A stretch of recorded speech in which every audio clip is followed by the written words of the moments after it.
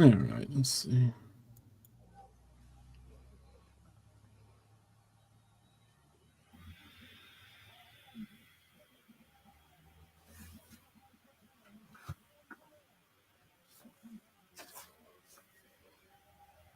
Wait. Okay. All right. Give it a couple minutes here, and we'll see. We get a few people join in.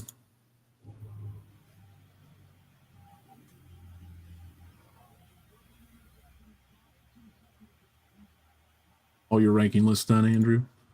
Yeah, got everything going, man. Cool. A couple of them surprised me. Yeah? Yeah. We'll get there eventually. All right, all right. What, let's see. What do you think we need to start off with? I'm good with any of them, man. Ready to talk some Halloween. Okay.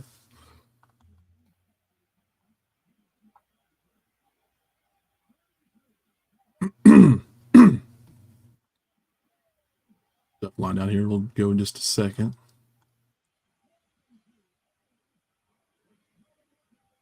I think you want to leave the big one for last.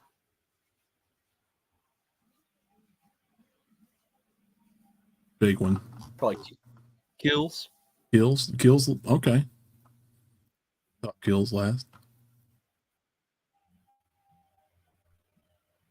Kick it off with the top guys. That works. Top guys. Okay.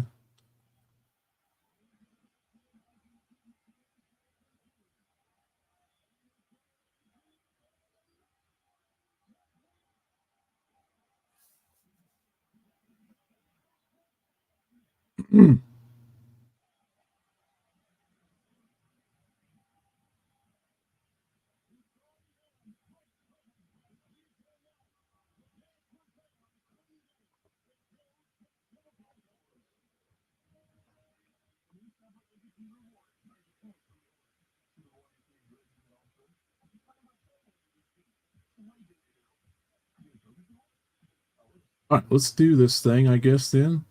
What is up, everybody? This is Brandon coming at you live from Smith's Grove. And with me tonight is my good buddy, Andrew. Andrew, how are you?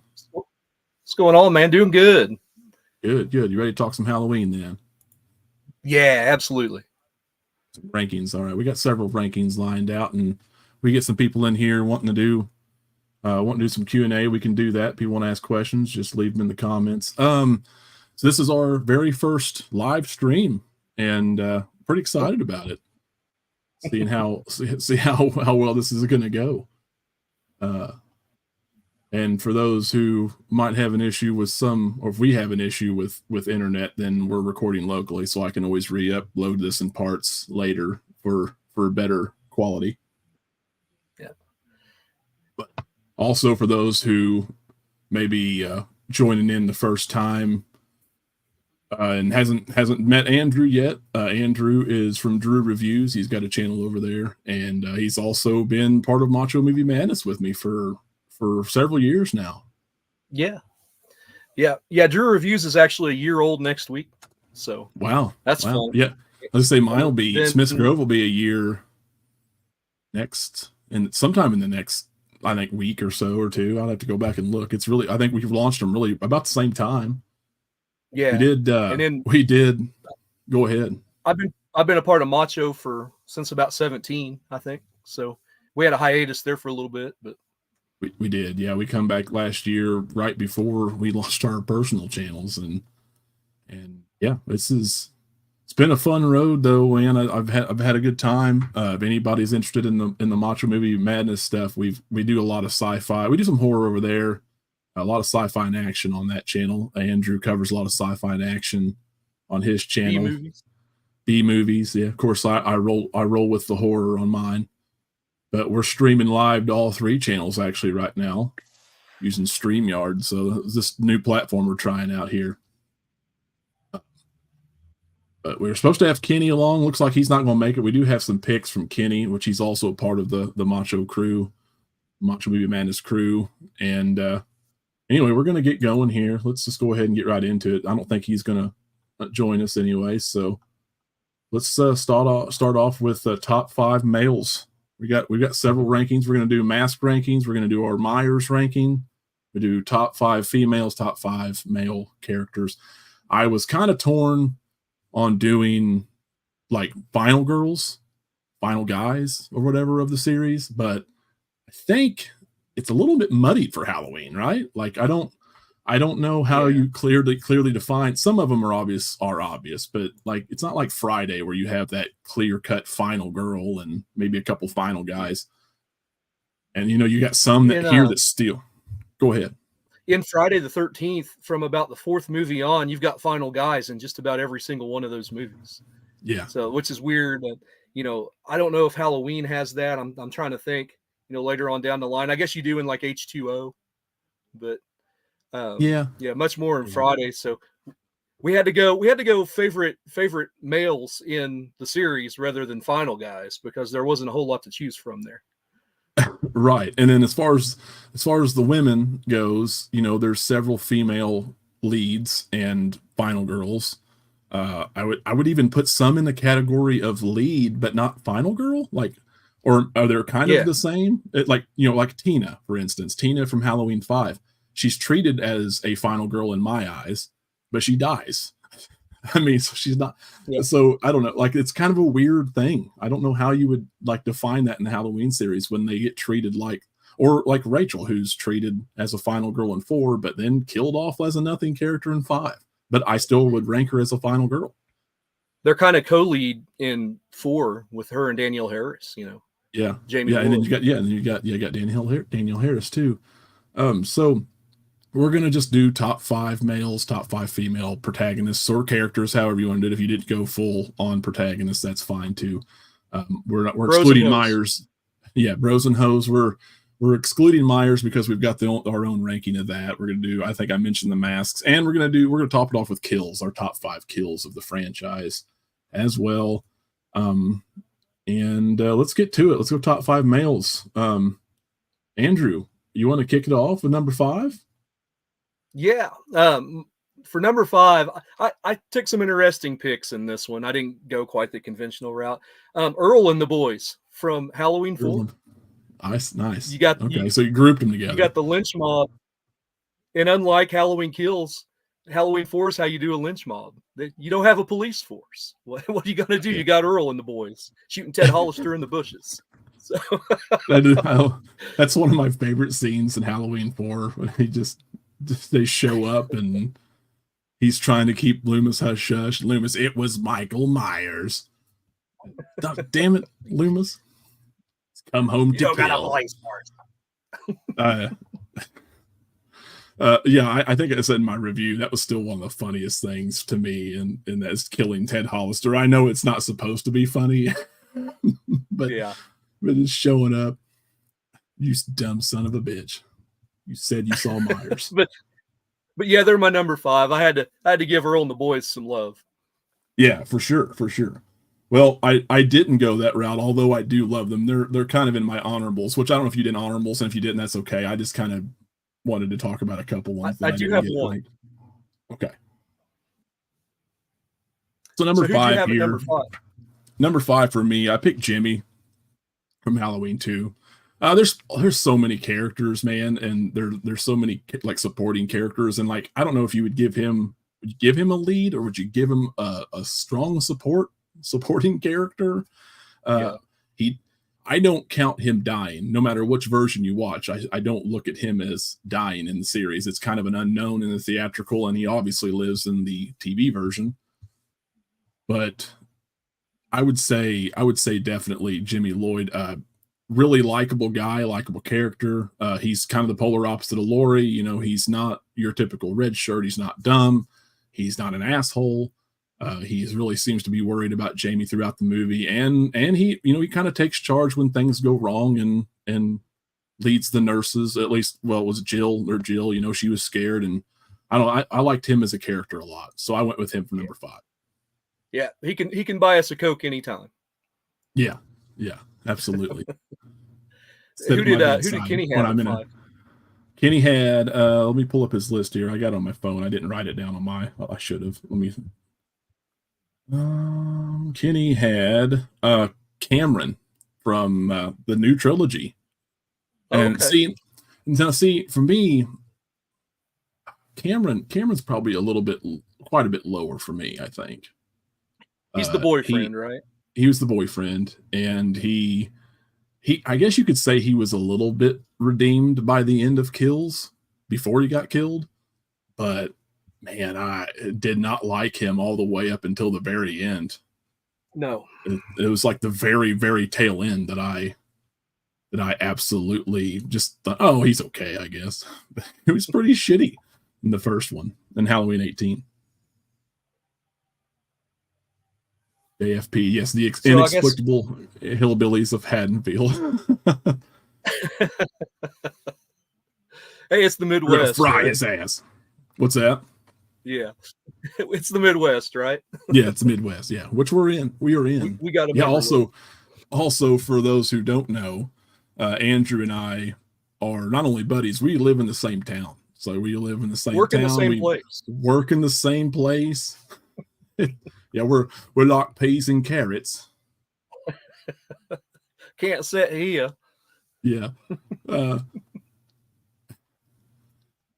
I wish everybody could have met Chris, man. He doesn't really do much with us anymore. But gosh, you get him on a roll. He's hilarious. Yeah. Anyway, I guess let's move on. We got quite a bit of lists to do. Let's keep the ball rolling. Anybody's got any questions or anything, just drop in the comments, and I'll see if I can get to them here in just a little bit. Number 4 on the top 5 guys for you, Andrew. Karl Cochran from Halloween 3. Oh, we went antagonist. Okay. Yeah, I went antagonist. Karl Cochran, to me, when we did our villains list, our top 5 movie villains, he was near the bottom of my top 5. I absolutely love Karl Cochran. As we've said many times, the living personification of Mr. Burns. And I love that character. The scenes where he's leaning in and telling Tom Atkins his plan. He's diabolical, but he does it all with such a smile, when he's out in the public eye. Yeah, it was just calm, cool, collected. Yeah. Yeah, no, I'm with you there. I love Karl Cochran. Halloween 3 is a gem, man. And we're both pretty high on Halloween 3. Yeah, you will see. Of course, I got it right here beside me. You will see Halloween 3 sprinkled all throughout my list. So that's probably no surprise to you. But I expect nothing less. Yeah. My number 4 is Tommy Doyle from Halloween 6. Paul Rudd's Tommy Doyle. You got 3 Tommy Doyles, right? At this. Yeah. Well, I guess 4 if you count Halloween 4's Tommy, but he was in the movie for like a minute. But I forget he was even in it. Was he there with the kids who were calling Jamie an orphan? No, he was older. He was the one that I think he was supposed to be the one with Wade and Brady in Vincent's drugstore when they dared Wade to go up and talk to Kelly Meeker. He's supposedly that other guy. But I mean, I think he was credited as Tommy Doyle. But anyway, Paul Rudd, his acting for some is questionable in this movie, but I actually really liked it. I liked how quirky and weird he was. He kind of seemed like what Brian Andrews was kind of quirky in that first one. So he kind of seemed like that dude just grown up, but also really tormented and fucked up from Michael Myers. And I loved his lead role in that. I loved his character in that.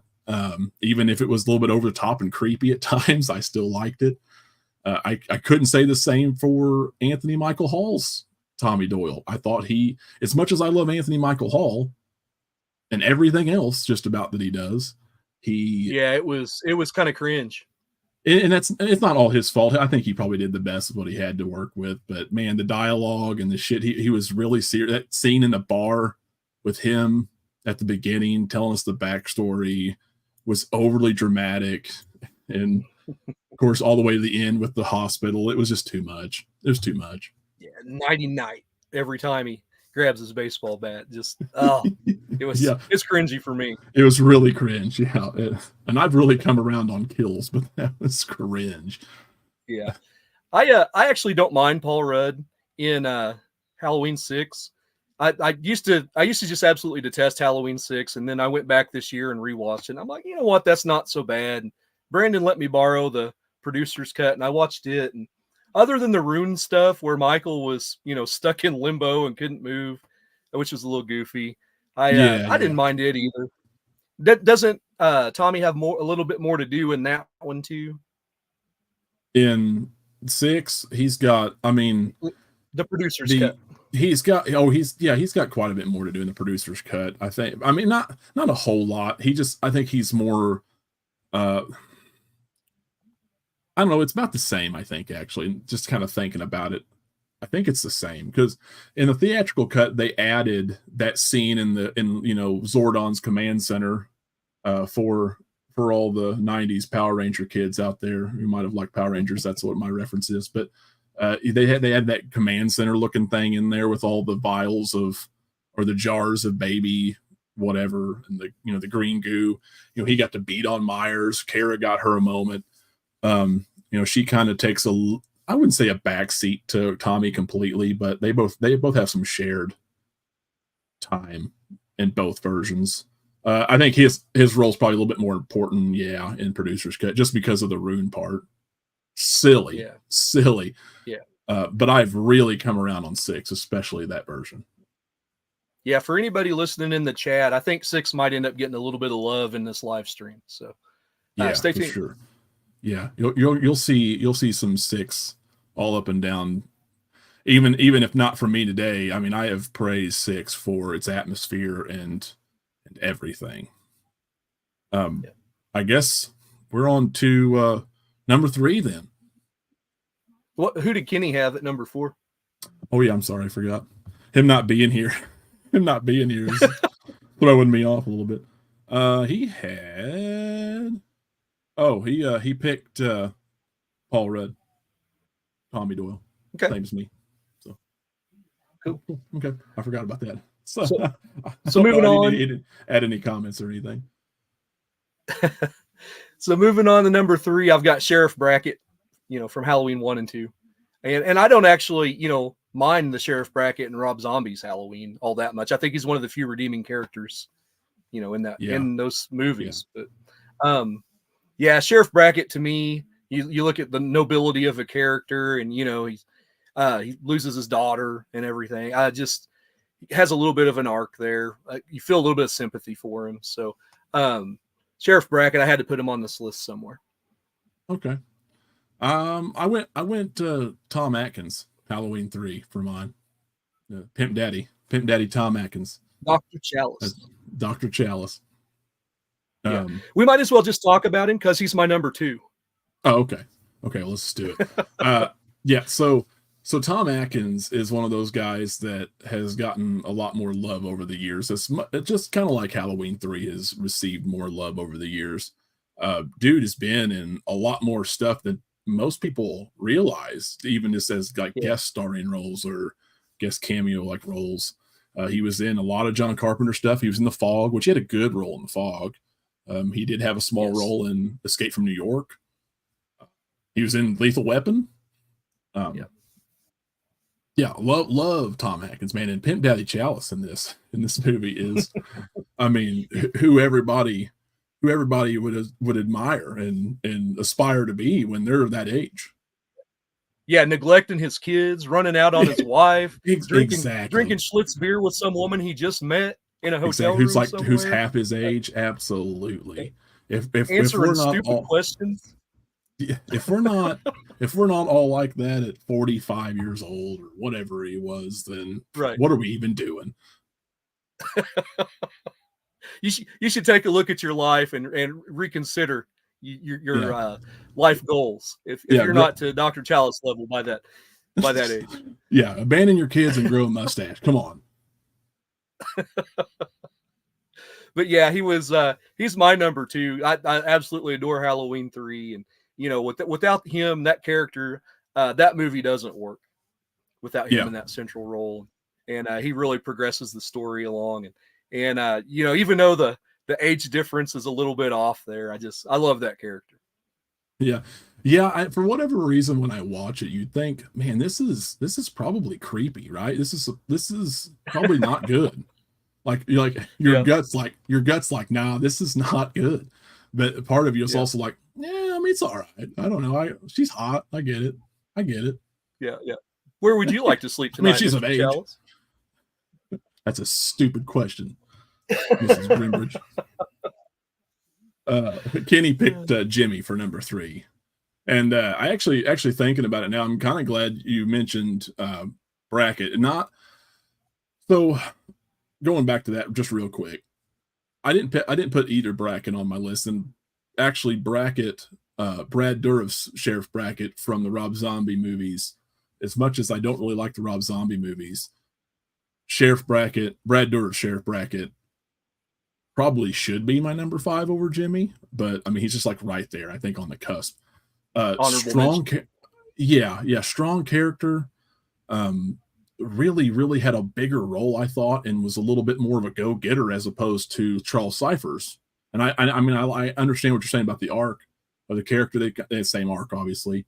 But I just felt like Brackett was just kind of there listening to Crazy Loomis. And, you know, it was kind of a great dynamic. It was a great dynamic, but I don't know, like Brad Dourif's Brackett was just much better. And that scene with him and Annie and Rob Zombie's Halloween 2, which was about the best scene in that movie, when he walked in on her dead, that was some powerful stuff. That was some strong stuff. Yeah. I just figured I'd mention that real quick. A-Team, what is up? She says, hey, how's it going? Got a question for us? I got this. She's just saying hey right now. We got to talking in comments on one of my videos, so glad you're here. JFP, you too, bud. So I guess we want to move on to number 2.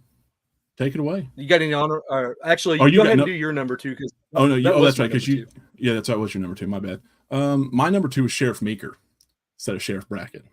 I absolutely love Sheriff Ben Meeker. That dude is about a badass. Like if you want a good cop in a movie, that is your guy. If you want like a strong lead character in a movie, that is your guy.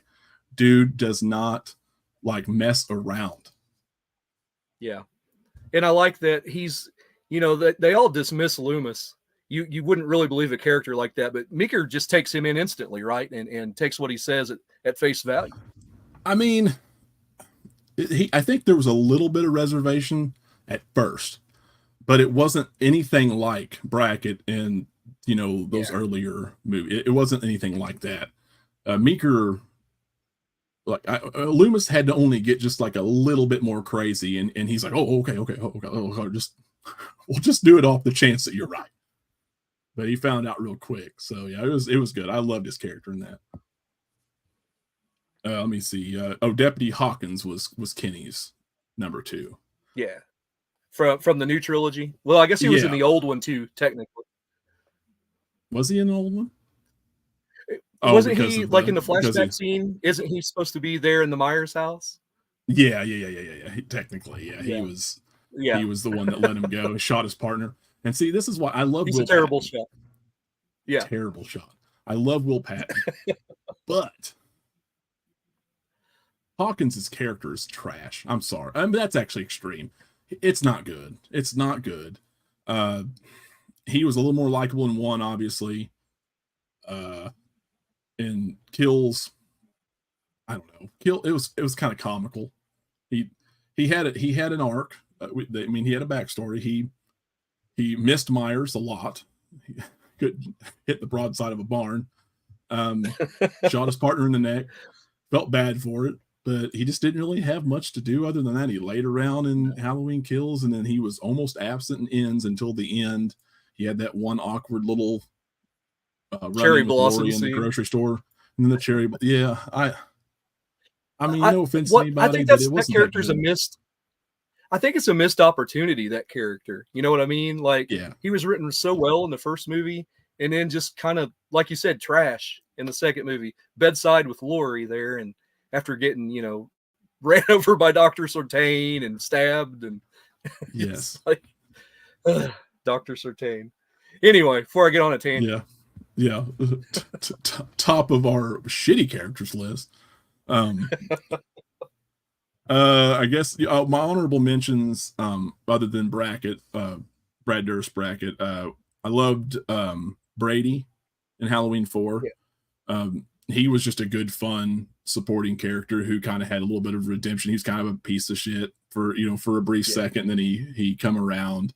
You know, we can't blame the guy. It was the 80s, and he was just trying to get him some. I mean, it happens. It happens. Kelly Meeker, you know. What are you gonna do? Yeah, it's exactly. It's Kelly Meeker. Come on, it just what do you expect a guy to do? Cop Street by the book. Be like, my other one was Will Brennan, which is Adam Arkin's character in H2O. Okay, you know, he did die in that one as well. I really liked him, man. I like some of the dialogue, and I know it's very screamy for a lot of people. But I like that. I still, to this day, think my favorite quote from that movie is, "I'm sorry, I can't. I'm getting my nipples pierced." And so, I don't know. It just shows. Is that not a late '90s thing to say? Oh, for sure. Yeah, 100%. That's very much a Kevin Williamson thing.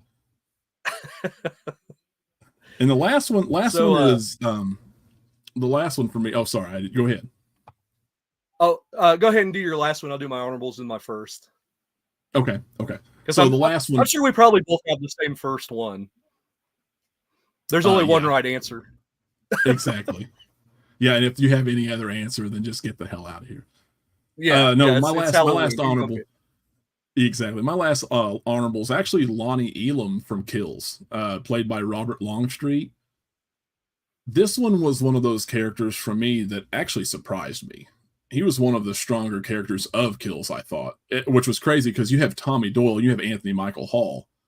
But other than him being absolutely dumb at the very end, going into that house alone, his character was good, man. He showed emotion. He showed range. He was very, very likable, completely different than what, you know, you would probably consider him to be during his childhood.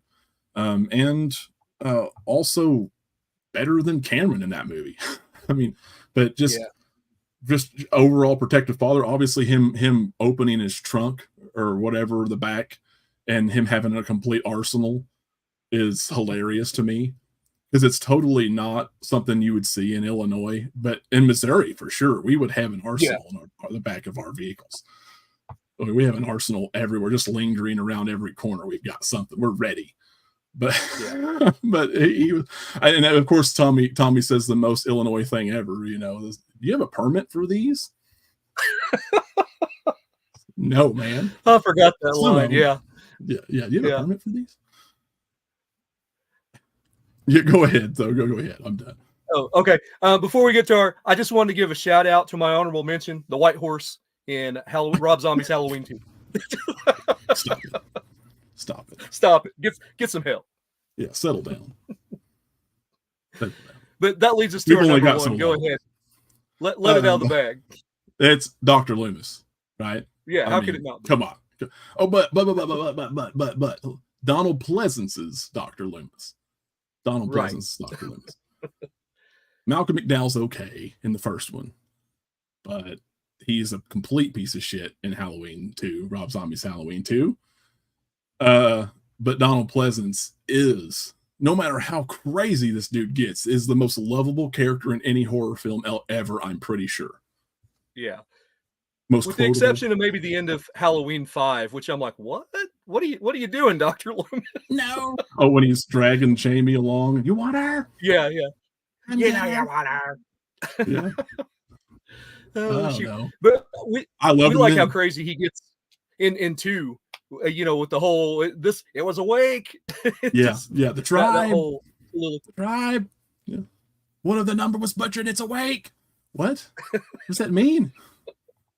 Nobody knows what you're saying right now. Yeah, no one knows what the hell. Deputy Hunt just like looks at him like, all right. What the hell? Yeah. Yeah, what else can you do, man? Most quotable, most likable. If he's not the number one male character in the Halloween franchise, aside from maybe Michael, then you're doing it wrong. You messed up. Whatever it is, you're doing it wrong. Yeah, you missed the mark. Okay. So does that want to lead us into anybody got some questions in chat? Anybody want to ask us some questions? Throw them in there. We'll get going on the top 5 women of the Halloween franchise. Again, for anybody late coming in, we're just doing our favorite female characters and male characters. We're not doing like top leads or anything because it's a little bit muddied. So we're just going with female characters we like, whether they died or not. So why don't you take the lead on this one? I'll take the lead on this one. Okay, number 5 coming in for top females of Halloween. I picked Ellie Grimbridge from Halloween 3. Even though she was a fembot at the end, at some point. Machine Gun Judleys. How'd I miss those? Yeah. Damn. Maybe you should try foreplay.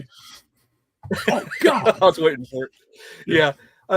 What a great character. You know, she's by his side that entire time. Even clear up there to the end where she was reprogrammed. You know, gotta love Ellie Grimbridge and her stupid questions. Yeah. But you know what? She was a go-getter, man. She was in it. And I don't blame her a bit. No one can resist Dr. Chalice's charms. No one. He was a lady. And if you can, you're wrong. And yeah, you're doing it wrong. I also want to mention actually to the chat, if let us know, can you guys hear us okay? Like, just let us know in the comments if you guys can hear us okay. That way, I want to make sure, like I said, we're brand new to this. I imagine you can, but just want to make sure levels are okay. Everything's cool. But anyway, go ahead, Andrew, what you're going to say. Oh, I was going to go on to my number 5. Okay, PJ Souls is Linda in the first movie. Okay. That sounds great. Cool. Good deal. Yeah, Linda was like every girl I hung out with in high school back in the 90s. So, I totally relate to that character. And I thought she was, real quirky, real good friend to Laurie Strode. And so I always appreciated that character. Yeah. Oh, man. Totally. Totally. I just, just one of those things. That dialogue in that movie was something else too. I absolutely loved the first one, but some of that, it was real. It was pretty well real. I think some of it was a little bit wonky, but no, I like Linda a lot. I liked Annie in that a lot. Yeah. My number 4 a lot more than I liked her in Halloween 3. Yeah, the real square ex-wife or whatever. Yeah, how you gonna be spurned at Dan Chalice? I mean, come on. Well, she's doing it wrong. All she could do was pick out some Halloween masks, and they were some cool looking Halloween masks, but they were also very dangerous. So what kind of mother is she? Yeah, not fit to be a mother. No. Go ahead with your number 4. Jamie Lloyd from Halloween 4 and 5. You might think she'd be a little bit higher on the list, but I'm putting her at number 4. That doesn't mean that I don't absolutely love Danielle Harris with everything that I am. She is great. Let us know what you guys think, but I don't think I have found another child actor, especially in the horror franchise, that's focused around the plot of the movie, who has central character who has been as strong as her, has had that presence about her, or him or her, or whatever. But she is like, when she comes running out of the school, and you're okay, talking herself up or whatever, after just being picked on by kids who were literally making fun of her for having dead parents, which is insane. Jamie's an orphan. No, man, just great. And I think it's that instinctiveness in all of us to protect the children. You know what I mean? Like, even though I'm not a parent myself, you are. You know, it's that need to protect somebody who is not capable of defending themselves. But I think just overall, man, they did a really good job with Jamie Lloyd's character in 4. 5, Yeah. she still was really good in 5, as far as Danielle Harris's acting. Obviously, making her a mute was interesting, to say the least. But and you know my favorite line in 5. Yeah, go ahead. Cookie woman. Cookie woman. Cookie woman. Wow. What a scene. Yeah. And scene. No, I don't know. What do you think? You what's your number 4? My number 4, you already said it, Ellie Gimbridge. So okay. You know, I love that character from Halloween 3. We pretty much talked her up. So yeah. Not much else to say other than, you know, I thought the ending was uncalled for. You know, the whole fembot thing. You know, she should have been there with him at the end. Yeah, it's like she should have. And, you know, like, I think Kenny asked us, which I guess I'll need to give Kenny's picks too. I forgot. He's not here, so I'm losing. Sorry, Kenny. He's gonna be pissed. Leaving him behind. You know, he asked, I think the other day, like, you know, so wait, what point did she become a fembot? Was she the whole time, or what the hell's going on? Yeah, I don't think so. For me, I don't think so. I think you know, she disappeared at the motel. And then when he made his way back to the factory, or was captured or whatever, I think he made his way back, wasn't it? Anyway, he got in the factory, and he found her, I think, somewhere in between that time. I don't know how they made a fembot of Ellie so quick, but yeah, I'm just going to go with it. That's exactly what had happened, because as soon as he takes her off that table and rescues her, she doesn't say anything. She doesn't act. She's emotionless. Yeah, absolutely. Yeah. So she doesn't react to literally anything. So, I mean, obviously there's a difference there, because she, you know, knowing what she did before in the movie, I don't think there was just a switch flipped. I think they replaced her somehow. But up until that point, she was a really good character, I thought. And Tommy Lee Wallace, man, I guess just thought he needed one last gotcha moment or something. I don't know. I don't know what he was doing there. You can still Carrie influenced all these movies, you know, with that last scare where the hand comes out of the grave, and everybody in the early 80s had that Carrie, you know, final scare that they had to put into some kind of twist or something. That might be his homage. Maybe. Yeah. Man. Well, I guess on to number 3 now. So I don't know how everybody feels about this, but I put Kara Strode for my number 3. That's bold. Marianne Hagen. Listen, I've really grown on Halloween 6, as I've said over the years. I think Marianne Hagen is underrated as hell. She is and she is hot. But, you know, that's not my only reason. But she is like her character. Brandon started single moms. Listen, I am who I am. No, for real though, she was like, I loved her character in this. If anybody who likes the producer's cut like me, they got rid of this little small scene in the theatrical version for whatever reason. She did this little seance in the bedroom with Danny, warding off the ghosts and the spirits or whatever, all the monsters. And you know why they cut that scene. I think I said it in my review too. Why they cut that scene is absolutely just mind-boggling to me. Because like, you're basically taking. I'm going to change this back here. I forgot to do that. Let everybody know what we're talking about, who's coming in.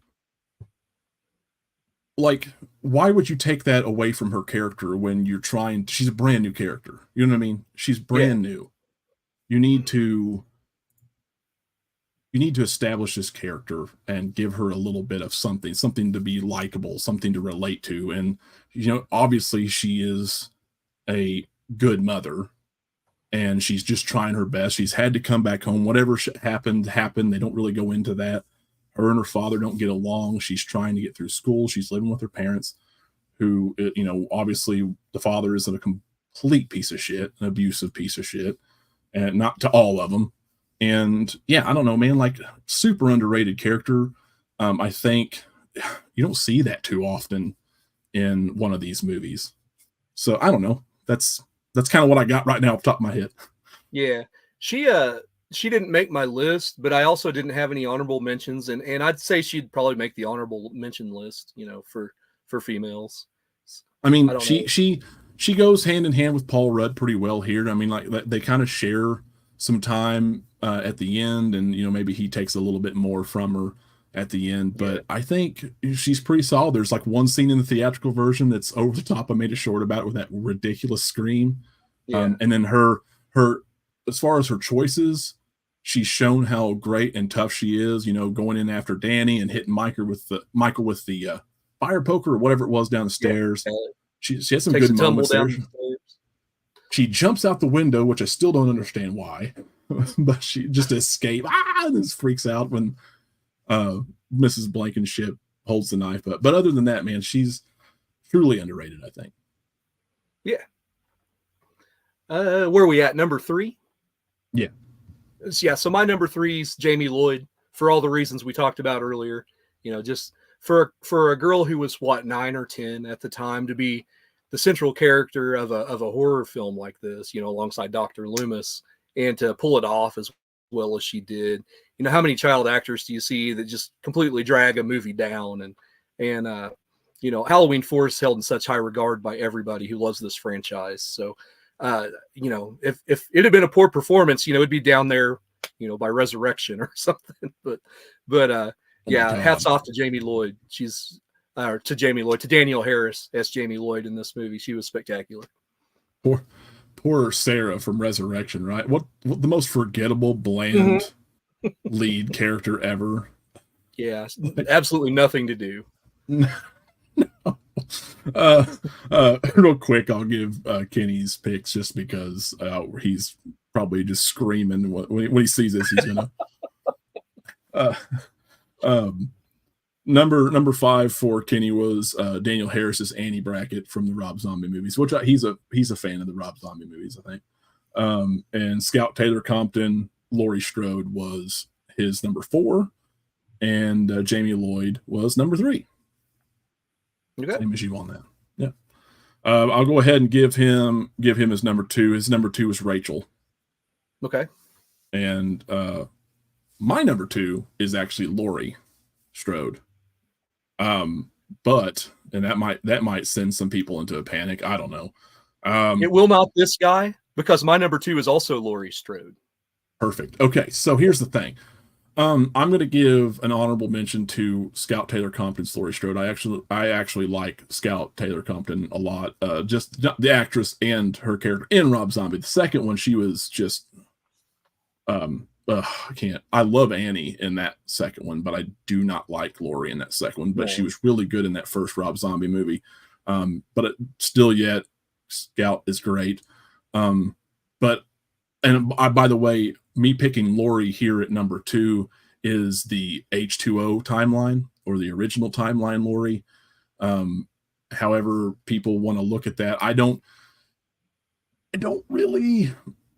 Let's say it. I don't really like the new Laurie. I think in Halloween in 18, she was okay. She was, damaged clearly, but she was strong. She was ready to fight. I think her character got progressively worse as things in the franchise and things in the trilogy started to drift away from what most people would have wanted to see. Yeah. And I thought it got a little bit too pretentious, maybe a lot of pretentious, especially in that last one. And Jamie probably had a lot to do with that. I don't know. Seems kind of like it. But yeah, no, the Halloween H2O timeline, Laurie Strode, and I'm not really including Resurrection necessarily here, but dude, H2O Laurie was believable. It was more relatable. It was done way better, in my opinion, than the David Gordon Green trilogy was. And Absolutely. she, if you want to look at the ending of that and not think about Resurrection, then that is probably the best ending you could probably have for those two characters ever, and it'll never be topped ever. Yeah. She's also my number 2. She's very likable in the first movie. She has very little to do in Halloween 2, which we both love Halloween 2, but yes, love Halloween 2. She's weepy and crawling for most of the movie until she picks up the gun and blinds Michael, but she is a great character, and I love her in the first one. I'm not a fan of H2O as much as you are. And then, of course, in the new trilogy, I think in that first movie, she's channeling Sarah Connor way too much, especially in the scenes with the shotgun. I'll give you that. She's a great character, but there's one character on this list I like just a little bit more. I'd say we got the same number 1 again. I'd say we did too. It's very comparable to Terminator for sure. With Michael being very, very similar to the Terminator, or Terminator being similar to Michael and the T-800. And, like you said, I think that comparison's a fair one, especially in 2018. I think she's very, very much like a Sarah Connor in that. And while that can be cool, I would prefer my final girls or leads to fall somewhere in between Sarah from Resurrection, which was a nothing character and completely worthless, that had to have Busta Rhymes help her, and then Laurie from 2018. I like that. I like that where they're not really super strong, and they're not really ready to go, but they have to persevere and they have to overcome their fear and they have to do their best to. And that's what I like about that timeline of Laurie Strode in H2O. And that is why I absolutely love actually the character of Rachel in Halloween 4. And that's why she's my number 1. And I'm assuming she's your number 1 as well. Yep. She is definitely my number 1. And I'm still that's one of the reasons why Halloween 5 is all the way near the bottom of my list of favorite Halloween movies, just because of how Rachel's wasted. That character was so good in 4, taking care of that little girl, and it was everything a final girl should be. She's wholesome. She's got this boyfriend who's a POS, and say what we want about Kelly Meeker, but in all seriousness. Go ahead. No, I just say in all seriousness, that's you're right. You hit the nail on the head. And I would dare say that she went through more, maybe not a ton more, but definitely I feel like she's went through more in Halloween 4 than Laurie did in Halloween 1. Definitely Halloween 2. And you guys let us know in the comments on that if you guys agree with that. I feel like she went through a little bit more, especially when you have not just yourself to take care of, but a little girl. Someone who's not even your own blood to take care of. It's not even your own blood that you've had to take in. Yeah, exactly. Yeah. Exactly. Maestro Megatron, what is up, guys? He says, "What's up, man? How's it going?" I think Rachel's top notch, man. I think she edges out Laurie for sure. She just went through much more, and it's a shame that they did that to her in 5. Yeah, it really is. I don't know what the hell they were thinking. Because I know a lot of people. I'm guessing Tina's on your honorable mentions for this. Actually, she is. A lot of people hate Tina, and I don't really care for Tina that much. I think Tina would be a great side character, to eventually get killed, which ends up happening. But I think if you want a good Halloween 5, you got to continue, Rachel in that story, Rachel Carruthers. I agree. Yeah, I agree. Yeah. Kenny picked Rachel for number 2 and Laurie number 1, so his was complete reverse of ours. Drinking some bubbly and eating Halloween candy. Nice. Getting all fat and sassy. Some bubbly. The champion. The touch of the bubbly. I didn't mention my honorable mentions. Well, I guess I did. I said Laurie, and I did say Tina. So Tina, a lot of people don't like Tina. I've really come around on Tina. Tina is one of those characters. She's kind of annoying, but I also, like you said earlier about, I believe it's Linda, we all knew the Tina too. We all knew a Tina. Yeah. And I think Tina is underrated as she had people. I think when you really think about it, you'll find that Tina has a really big heart and really cares for Jamie. And while she can't fill Rachel's shoes, I think they did a good job with that character for the most part. It just, like I said, it's a shame you kill Rachel and Tina in the same damn movie. I'll correct you there. Tina had a really big heart, and then she met Michael. Okay, all right. Wise guy. Yeah. The wise guy. The Maestro Megatron says it's a shame they offed Rachel, but I actually like Tina through the years. I got used to her. So I'm saying, man, I did too. Yeah. I think she's a sweet character. Wendy Kaplan did a good job. It's just, like I said, it's bogged down by really bad writing, a weird French director. Cookie Woman. Cookie Woman. Yep. Now that mask was atrocious, but yes, I will say that the lighting in that movie was really, really good. I think they did a good job in the movie with the darks, and towards the later half, the Tower Farm scene, I thought was really strong.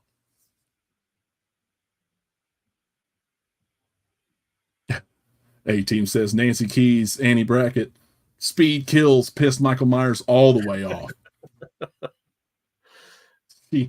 She did. If she wouldn't have said anything, he may have just, he may have spared her. He may have just went after Laurie only. I don't know. Yes, good point, Megatron. She did sacrifice herself to save Jamie at the end of the movie at the Tower Farm. She did, and that's she is an underrated character, man. Yeah. Never understood the Tina hate. Wendy Kaplan. She's one of my horror favorites. JFP, nice. Okay, I like getting some Tina love up in here. Yeah, get Tina getting some love in here. I like it. Nice. Okay, I like that. My last honorable mention, by the way, was Molly Cartwell from H2O, Michelle Williams. I thought she was great in that movie. She's kind of what she's kind of what I want. She's not the Sarah Connor type. She's the love interest that got some of those Laurie. She's the smart girl, she's the sweet girl. And, she had her moments to shine there in the end too. She got to go toe to toe with Michael to save John Tate there too. So I thought she was a pretty good character. But you never understood the Tina. Already read that one. Maestro, thank God he gutted Spitz. Yes.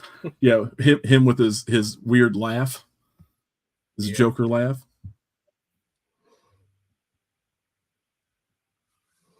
But I guess my one honorable mention would be Kara Strode, as I said earlier. And as you said, she was your number 5, right? So little Halloween 6 love. She's my number 3. She's my 3. 3? Yeah. Yeah. Go through comments here, make sure I haven't missed anybody yet. I got everybody. Spitz, man. I will say that Spitz and Sammy's deaths in 5 were pretty. One thing I also can say about Halloween 5, just real quick, I do like the fact that Michael went outside of the butcher knife and used some other shit. You had the scythe, and then you had the pitchfork, and then Mike's kill behind his car with the garden rake or whatever. That's awesome. That was a good one. We have a great comment in the comments section you have to read. Okay, yeah, here we go. I just said I'll highlight this, and this is going. The real Michael Myers. You guys look a lot different on stream than through your bedroom window. Well, I'm strongly considering. I appreciate that, I guess. I'm thinking about ending the stream right now. And I don't know if you heard me earlier, but we are in Missouri. I do have guns. Not that you I've got 6 in the next room. not that you would be affected, of course, but right. I shot him 6 times. Maestro Megatron, Kara Strode is very underrated. Yes, telling you, she's great, man. She's great in that movie. She had some good moments. I love that scene. It's really suspenseful when Danny goes across. She sees her brother's girlfriend. The name escapes me. I've watched the movie 100 times now. She kills her right after he kills her brother, and then she spots Danny, and that whole thing, the whole sequence, all the way up, her going across the street, grabbing Danny, hitting Michael, stepping over him. Man, that was pretty. That's pretty good stuff. Pretty tense. I'm telling you, outside of that wonky story, man, there's a lot of good shit in Halloween 6. Yep, both versions. Obviously, I'm always going to go to bat for the producers. Yeah, and I like the classic, in the producer's cut. But I mean, look at me, I'm going to love the guitar stuff and in the theatrical. So. Oh yeah. The MTV cut. He's all over it. Yeah. Let's see. I think I got Kenny's stuff read off here. Yeah, he just sent me his list of kills too, so that's good. We got some kills coming up here after a while. So he finally gave me that. Let's see. I guess we just finished with top 5 males and females. Are we ready to do the mask ranking? Yeah. Okay, let's get to a mask ranking. Let's do that. Okay. So we're just doing top 5 here, guys. We're not doing all of them. I might do a complete ranking on the channel at some point here in the near future. But I figured with just the amount of lists, also the reason why I'm doing this, one of the reasons why I'm doing this live is because the amount of rankings that I've thought about in my head that I wanted to do for October became overwhelming. And the editing and all that stuff, I'm like, you know what? It's better just to get Andrew and let's have some fun and let's rank them together and do this than to, produce this crazy video. And, maybe one of these days down the road, I might do that. But right now we're going to do rankings. We'll do top 5. We got Real Michael Myers. LOL, Dr. Loomis tried and you see how that worked out. Good luck. Hey, you know what? He had a stroke. He beat you down. He beat the hell out of you, chained you up like a lion, and he had a stroke. So yeah, but if you watch the producer's cut of Halloween 6, you don't know exactly what happens. That's true. That's true. Yep. He might have got if you're thinking theatrical cut of 6, then yeah, we can assume he died. He's died in multiple timelines. Well, or Rob Zombie's where he just screams die. Are you a talking Myers? Oh, the comment we just got. Oh boy. We have been found out. We've got a wife in here. Amy. To be clear, I only have 2 masks, okay? Look, 2 masks. And they're nice masks. Yeah. And he's worn them in videos before. Yeah, and I will probably wear them again. Come on now.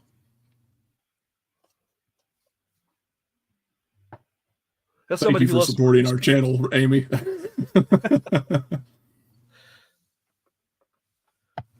Oh, Real Michael Myers. I like the producer's cut better. Me too, man. Me too. I'm a producer's cut guy. I love the soundtrack in that better. They got the original score pretty much in that one.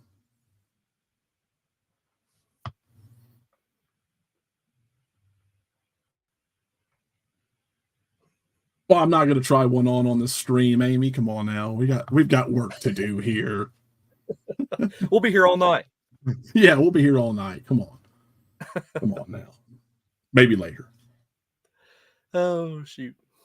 I'll let you start off with the masks, Andrew. Okay, so while we're on the subject of it, my number 5 is Halloween 6. Mine too. You talk about that original lineage of all those movies, and there's so many bad masks. I got to 4 good ones, and I'm like, what can be my 5th? And I'm like, well, 6 is pretty scary, as he's chasing Jamie through that barn and out of that complex in the beginning, and I really like that mask. I think it's pretty underrated. Yeah, I agree. It looks really good in the shadows. It's taken a little while, but it's really, really grown on me. But it's about middle. It's obviously middle of the road for me, but it's really good. I think it's really unique. It's not offensive to look at. Like so many of the ones at the bottom of the list. Amy over here, look at this. I'm asking you to put it on, not take it off. Now we're getting heckled.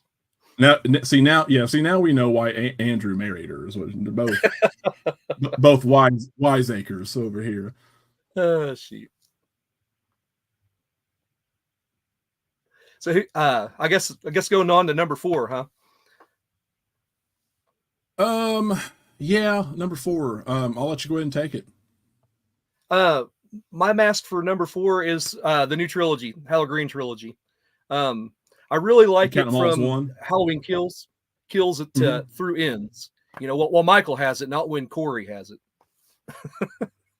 But I really like that. Thank you for clarifying. Yeah, I really like that burnt look, and it's all weathered and nasty, from living in a sewer for years. Yes. Yeah, really, really like that mask. I thought the mask in the new trilogy is one of the few things they got right, besides like the cinematography. I agree wholeheartedly. I really do. I think which I like 2018's look a little bit better than like the charred marshmallow look towards the later half, but I like all of them, man. You've almost got to kind of group them together, I guess. Yeah, I agree with you. It's one of the strongest things about that trilogy, other than the cinematography and the score. You're not going to find, as you guys, if you've seen my reviews, you're not going to find a lot of love for the new trilogy here. There are some good pieces of 2018 that I like. There's really good in Kills. Ends, we'll leave it there for now. Yeah. I've went through that rant. You know what? I will say something. I'll say one more thing. And I was telling Andrew this the other day. I'll let you guys know. I guess you could probably say COVID was a big reason for this. Maybe the fact they shot it in Georgia and not North Carolina that may have changed it. But I believe 2018 and Halloween Kills both got $15 million budgets, which is pretty standard for the Dimension Miramax films in the Halloween franchise. It's pretty standard. They about all get that. This one was $33 million. Where the fuck did that go? For real. Like, that's crazy. I mean, it wasn't that. It was produced pretty well, and it should be for that amount of money, but what did they put in? So, like I said, unless it was just costs, maybe delay costs, marketing, I don't know, but that's wild to me to think that. It doesn't look any more impressive than the first two, to me. Number 5 is Rob Zombie's Halloween 1. Well, let me see what Kenny's got, because you might be. Oh, no, his is a little bit higher up. Okay, well, Kenny went with Halloween Kills on number 5, by the way, and number 4 is. Wait, was this number 4? Are we on number 4? This was number 4. We've already lost. Okay, so no, his number 4 is Zombies Mask, so he's right there with you. Yep. I like Ted Hollister's Mask in the bushes. That's great. Yeah, that is good. That's awesome. Oh man. I don't even know what I was saying now. I've completely got sidetracked. Maestro, you might have came in a little late. Earl and the boys from Halloween 4 were my number 5 on my favorite guys from Halloween. If you didn't catch Andrew's number 5, they were awesome.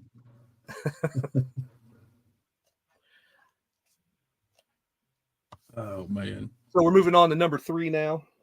Yeah, go ahead. My number 3 is the 3 masks from Halloween 3. Love those masks. Yeah. Okay.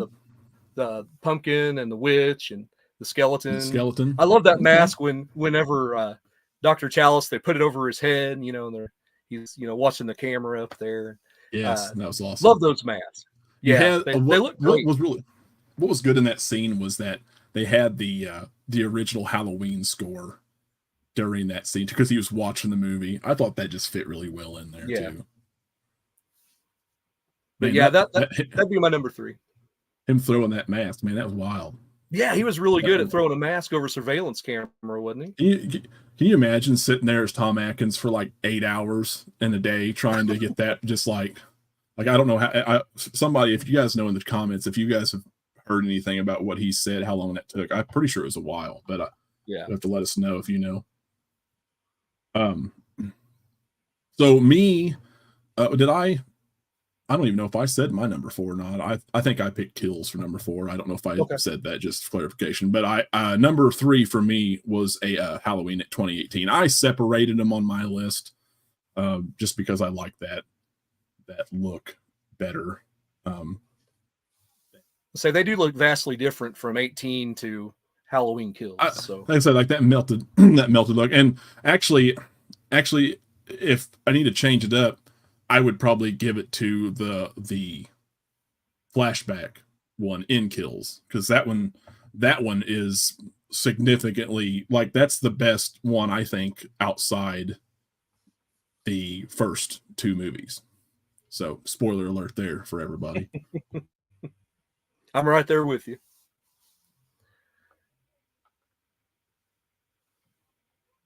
Tom Atkins' best mustache in Halloween franchise for sure. Oh yeah. For sure. Yeah, that flashback mask was awesome, man, for sure. Well, guys, I apologize if I seem a little scatterbrained at times too, because this is our first time and I'm just trying to balance everything here. I know I was trying to be gentle with me. It's my first time. Trying to make sure I got Kenny's his. I think he separated his too. Actually, he says at 18 for number 3 as well. So he separated even on his list. Andrew's a little bit more unique and diverse on his. 18 flashback mask and Kills was good. Absolutely. Love that one. Man, Christopher Nelson, though. Shout out to Christopher Nelson for that too. His graphics effects, his practical effects in those movies, I will say, is another strong thing about the new trilogy. And obviously designing those masks. He deserves all the love for that for sure. You guys are doing great. Cheers. Thank you, Maestro. I appreciate that. Well, I guess we're on to number 2. Yeah, we might have the same number 1 and 2 again. You think so? Well, maybe. Maybe not. I'd say me and Kenny's actually got the same number 1 and 2 here. Do you? My number 2 is Halloween 2. Okay. Okay. Yeah, really like that mask. That's not mine. Oh, okay. You went the other way. The other way. Yeah, we went the other way. Like that mask, and of course, when Laurie shoots him, and you got the blood tears, that's an iconic shot. Yeah, I love all the shots of him, chasing her while she's crawling or stumbling through that hospital. He's got that red light on him, and it's glowing. Just dude, when he comes out is one of my favorite cinematic shots of that film. When she's crawling to the door and he pops over behind that little building, and he's under the red light. Freaked me the fuck out as a kid. Man, that was good. And that mask looks. There was 2 or 3 shots in that movie where that mask looked really good. When he come out of the shadows, very reminiscent of that first movie. But he comes out, and I think it was Nurse Jill, where he gets the syringe in her temple. Man, that was a good scene. And you got the reflection of the water in the light on him as he kind of cocks his head. Good, man. It's really good. Real Michael Myers. Oh, here we go. I got to hold the screen, use Blumhouse mask. Met Chris at Halloween 45. Great guy. That's awesome, man. Ooh. That's awesome. He got to go to the convention. I really want to do that one of these days. I want to go down there. I don't really want to go to California except to see locations. I've watched a lot of videos on it. I've watched a lot of oh man, I'm gonna have bad with names tonight. Who's the Horrors Hollowed Ground guy? Sean. Sean Clark. Sean Clark. Thank you very much. The fact that street down the road there where Michael rounds the corner after bumping Dick Warlock bumps into his son, you round that corner and the church from the fog is right there, actually in town. That's awesome. I'd love to see that. Speaking of any tours or anything? Speaking of our favorite stuntman, I was telling my wife about him today, and she really doesn't believe there's a man named Dick Warlock. So it's true. Amy, if you're still in this chat. Yeah, it's true. It's true. He is a warlock. Yep. Yep, he is. He is, man. Here we go. He's seen all the filming locations, met every single Michael Myers actor that's alive. So bad. I bet. So you got I guess, did you get the panel at the end? I seen that John Carpenter made a surprise appearance. That would have been awesome. That's the kind of once in a lifetime thing, I bet. Emery Janelle, Dick Warlock. That's my daughter. Oh, okay. It is. She likes to troll Brandon on his live streams. Yeah. She makes a habit of doing it. Catch me off guard. Thanks, Emery. So appreciate it. What was your number 2? I'm guessing Halloween 1. Yeah. Halloween 1 was number 2. It's very close for me, guys. It's very close for me. I think I picked, obviously, got a lot. Halloween 2 is my first. I got my dog here. She's wanting to see what's going on. So Halloween 2 is my first Halloween movie. I know I've mentioned that in the past as well. And there's just something. Yeah, 78 is cleaner, but there's something just creeped me out so much in that hospital with that. It's the same mask technically, just dirtied up, and fits different on Warlock's head. But it's just something about. I mean, I gotta say, man. Me personally, I don't think that Michael has ever been shot or filmed better than in those first 2 movies at all. I think that cinematography, lighting, obviously you got John Carpenter thank for the first one. But that second one, I thought, he had his hands all over that too, probably helping Rosenthal. Just this the best, 100% the best I've seen Myers in any movie. Those first 2, and I put Halloween 2 just as much up there as I do Halloween 1 probably. Halloween 1 is my number 2 just because it was beautifully shot and done so well in that blue lighting in the dark. I mean, it's really just really close, guys. I mean, it really is for me. I don't know. I think I just edge it to 2 because it's just a little bit spookier. I think as a kid, it was just a little bit creepier for me. Yeah. And we're talking about how creepy they are. Can you imagine the way they shot Halloween 4 if they'd actually got the mask right? Just how creepy that mask would be. Dude, Halloween 4 would have been so much better without the hockey pads and without that mask and we'll get into that when we talk about our Myers here in a few, but let me let's see. Do we have anything else? Do you have any honorables on that? No, not on this one. Of course, Halloween 1 was my number 1, and we've talked about it. So yeah, it is cleaner.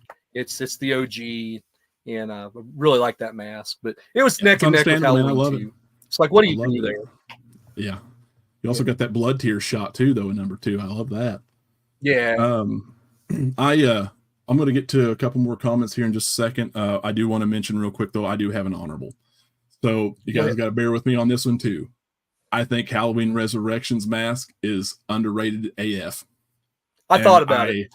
I'm gonna say when it's in the light, when it, with the fire at the end, or it's not that great. I will get it looks plasticky, shiny in a couple places. The eyebrows are ridiculous, but the way they lit that movie, I think Resurrection actually filmed Myers pretty well in that movie most of the time, at least in the house. But if you think about that scene at the very beginning where again, I'm live here, so I'm trying to think of the damn dude's name. He was dressed as Gacy, the dude, the inmate. I can't think of it. Chat, help me out. I'm going blank. But when the security guard finds him outside and he starts to bring him in, and they cut to Myers in the trees, like in the shadows, and it's that slow motion shot. That shot right there is the closest I've ever seen a mask look in the shadows anyway to the first one. The eyes, just the way it's cut.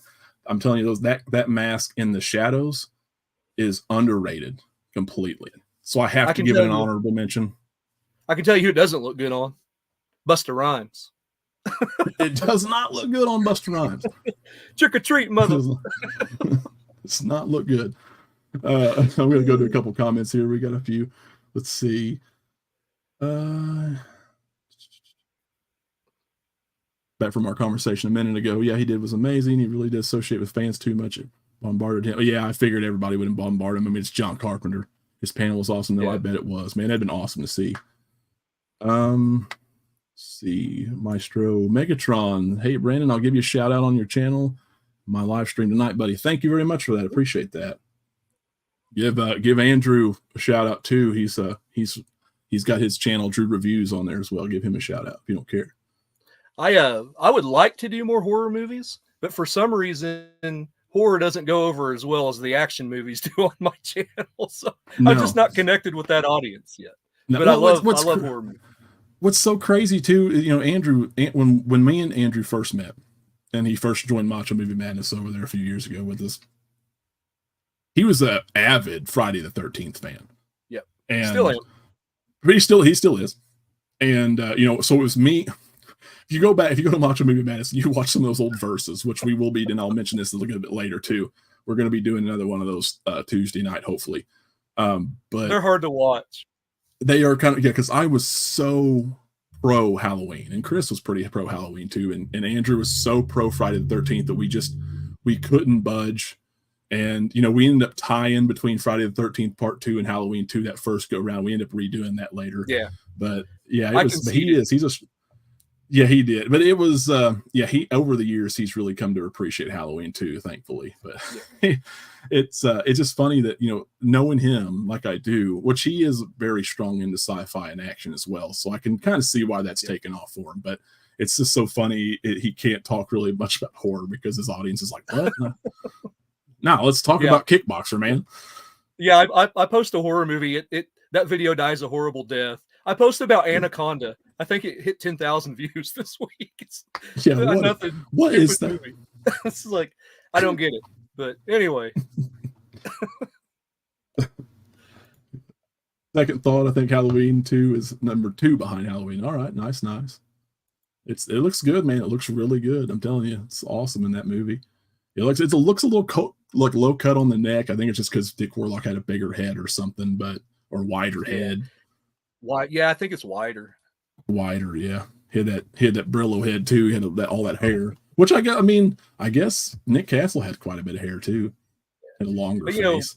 Old Warlock had to double Kurt Russell all those years. He had to keep his hair pretty long. That's right. He was a double for Kurt Russell. Yeah. Hell yeah. We got another one from Real Michael Myers. Me too. I like Resurrection's Mask a lot. Looks so good in something that does, man. It absolutely does. Let's see what else he says. The scene when Busta Rhymes is dressed as Myers and the real Myers follows him back. He looks menacing. He actually, I will say, looking back across from Busta, I think it's the way the eyes are cut or something, and the way that is lit, and I think I mentioned this in my review too, guys. The blue lighting that's kind of notorious for the Halloween franchise, or synonymous, whatever the word is. It's not used much in the series. It was 1, 4, and Resurrection, and help me if I'm wrong on any other ones, or if there's any other ones. I mean, there was a little bit in Ends, I guess, like greenish though. Like it was that classic blue hue. That lighting is not used in a lot of these movies. That's where he looks the best, I think. I'd never noticed that till you said it just now. Yeah, that's I don't think it's used a lot.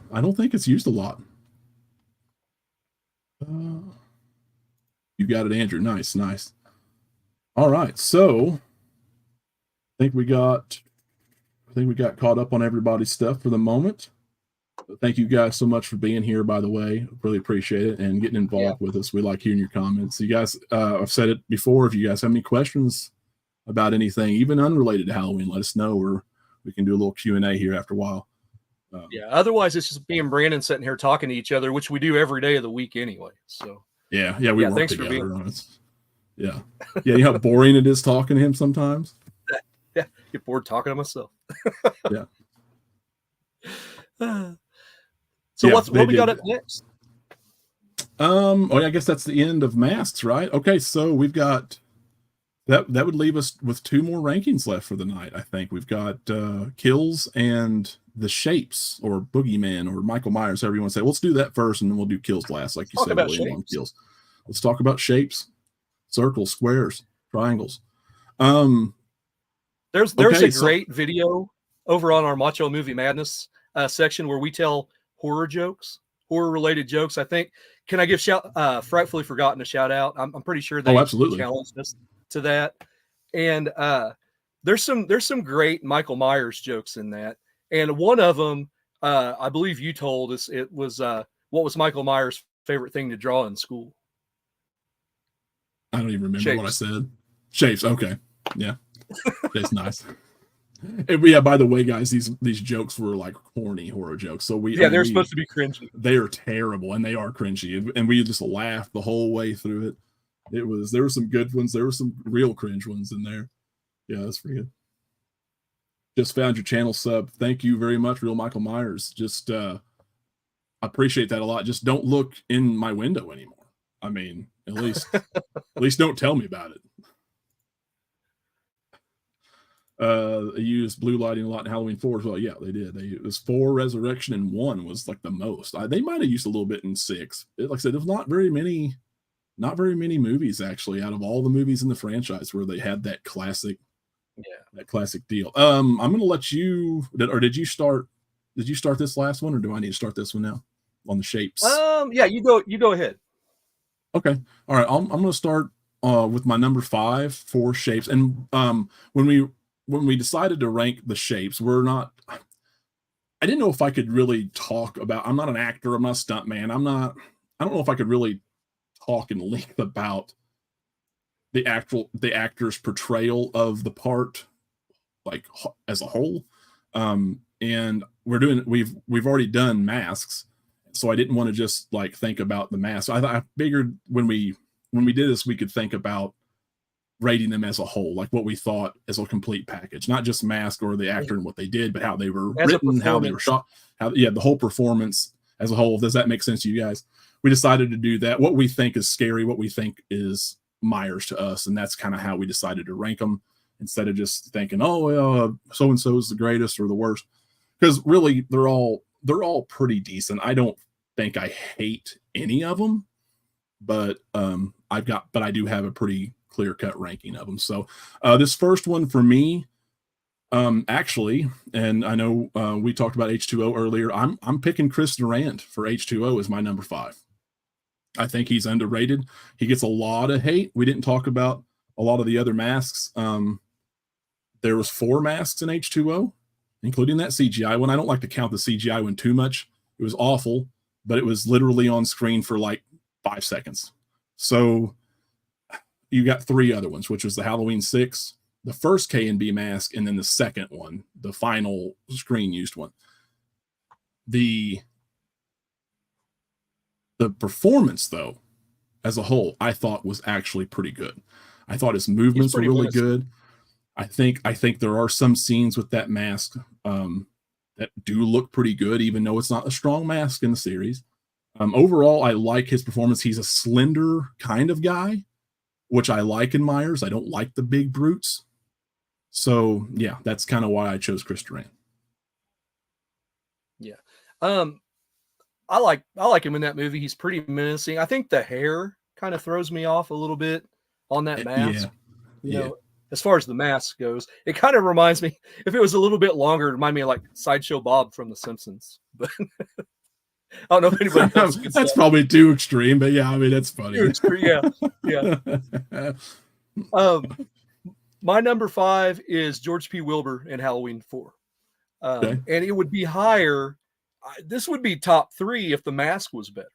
But every time I see him, I see 1980s game show host when Michael Myers with the hair, the whole slick back package. Yeah, it just, I think I said it in a review. Tell him what's behind door number 3, wink. You know, it's just every time I see him come on screen. But I do like the performance. And I think, you know, the scenes there where he's stalking Brady on the staircase, I think some of those are pretty strong. So that's why I put him at number 5. Okay. Well, my number 4 is also George P. Wilbur. It's George P. Wilbur is my number 4, and mostly because of Halloween 6, not because of Halloween 4. As much as I love Halloween 4, and I do think he actually did a pretty good job in Halloween 4. He definitely started being more like Jason in that one. But The Mask was definitely terrible. What threw me off more, I think, because I've kind of come to, over the years, I can settle on The Mask okay enough. What bothers me the most about that is those damn hockey pads that they put in his jumpsuit, his coveralls. That was so he's already goofy. a big guy, and you're making him bulkier. Yeah, he's already way too big of a guy.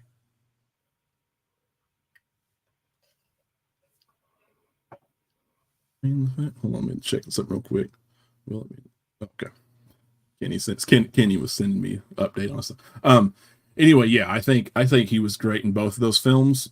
He was already a big guy. You did not need the hockey pads, so that kind of throws it off for me. But still, he was in 2 of them, and other than James Jude Courtney, the only one to play him multiple times, I believe. So got to give it to him. I still love both of those films, and that's my number 4. Yeah, well, that's a pretty good segue because James Jude Courtney's my number 4. I thought he was pretty good, really menacing in 2018. And I love, of course, the opening scene from Halloween Kills. I think we've said in our ranking or something, I love about half of Halloween Kills. I think it's a pretty decent movie. Yeah, that first half, especially. The first half. Yeah, and I think as far as some of these other guys, I like his performances a little bit more, like the guy from H2O, whose name escapes me, that you just mentioned. But like, Chris Duran. Yeah, I really do. Yeah, I really do like James Jude Courtney and his performance. Not so much in Halloween Ends, it was awful. But well, he was barely there to really give you a good rating. You know what I mean? Like, he was barely there anyway. So yeah, we can excuse it, I guess. Losing his wrestling match to Corey over his mask, and just drag. Yeah, absolute drag. Catch up with Kenny here. Let's see if I can find his. He picked Wilbur for number 5, and James Jude Courtney for actually number 4. Wow, because he was a Tyler Mane fan, Rob Zombie fan, so he's picking Mane for number 3. Oh man, I don't know if I can do that. I'm picking James Jude Courtney number 3. James Jude Courtney, from what I understand, and the real Michael Myers, which is his name's Brandon as well. He says that's awesome. Nice coincidence there. He says that I'm sure he met him actually. I'm guessing you met him, right? You said you met all the Myers, right? I've heard James Jude Courtney is an incredibly nice guy. He seemed like he was extremely dedicated to the role. And I actually like his movements. I like the way he did everything. I like what they did with him. I don't think he was probably lit or done as well as the first 2 movies, but I think for somebody who took a trilogy, I think he did a really good job. And obviously, aesthetics is something that's really important for me in a film that film series, especially, that I love. So yeah, I'm gonna have to go with James Jude Courtney because I think he's just awesome all around, but just not quite as strong as my first 2. Yeah, that leads me to my number 3, and it's also George P. Wilbur in Halloween 6. You said it earlier in the scene with Kara Strode where she steps over him after he rolls down that staircase when she hits him with the poker, and I can remember just watching that scene the first time and just the anxiety from that scene. The scenes where he's stalking Jamie and, he finally gets her in that barn. I think he's got a really understated performance as Michael Myers in 6. And I think it's probably underappreciated. Well, yeah. I've heard a lot of people over the past few years really come around on that movie. Like I said, they think that this is probably one of the most menacing Myers that they've seen. And yeah. And I do too. I think all around, I think it is. And just, I don't know. I agree 100%. Number 2. This one's a tougher one for me. I settled on Dick Warlock for number 2. And I don't mean to sound bad, but I went ahead and picked Dick Warlock for number 2. He's very close number 2 though. I think there is a couple of shots in that movie where it's just ridiculous. Really, one in particular, and I think it's creepy that he was walking down those steps looking forward, but at the same time, it was also really goofy to see him walk like a robot down the stairs straight forward with the camera underneath him. So I don't know. I think overall Dick Warlock did an amazing job. It creeped me the hell out as a kid. He went a little bit more, like I said, robotic with it, but he still was really creepy. I think just overall creep factor of that movie and what they did with him edges him over James Jude Courtney, because James Jude Courtney moves a little bit better, but not as good as the first one that I'm going to talk about here in a minute. Dick Warlock is also my number 2. And the reason he's not number 1 is I felt like he moved just a little bit too slow in those scenes where he's after Laurie. And they really drug it out. They did. They milked the scenes that they were in. But man, I keep using the word menacing, but like besides menacing, just creepy. Those scenes where he appears in the nurse's rearview mirror outside the hospital. Yeah, that to me was like, oh wow, crap. I really like that scene. I don't know what else to say about Dick Warlock as Michael Myers in 2. Just really appreciated his performance, and almost wanted to put him at 1, but just couldn't. Yeah, that's kind of it's really close for me. My dog is just craving attention. I'm busy, right? Get you in a second. Pet you in a second. Okay. Anyway, number 1, obviously, guys, for all of us. She's shaking off here. All of us, Kenny included, was Castle, Nick Castle. Yep. Man, what else can you say? I mean, yeah, he didn't have as many moments, I feel like, they weren't as, he wasn't a stunt man. Like, he was literally John Carpenter's friend. They told him to walk from marker to marker.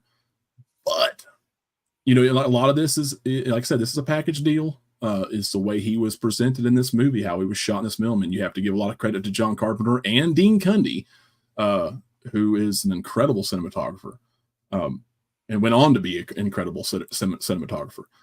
But I think that, like, the way he kind of just glides, man, the way he moves, he just kind of seems like real chill, real relaxed. He's smaller, not Dick Warlock small, but he's still kind of smaller. You feel, to me, that's what's always been so creepy about those two, especially Dick. But Nick is just that somebody you just don't think for a second he's creepy, but you don't think he's really dangerous until you see what he can do.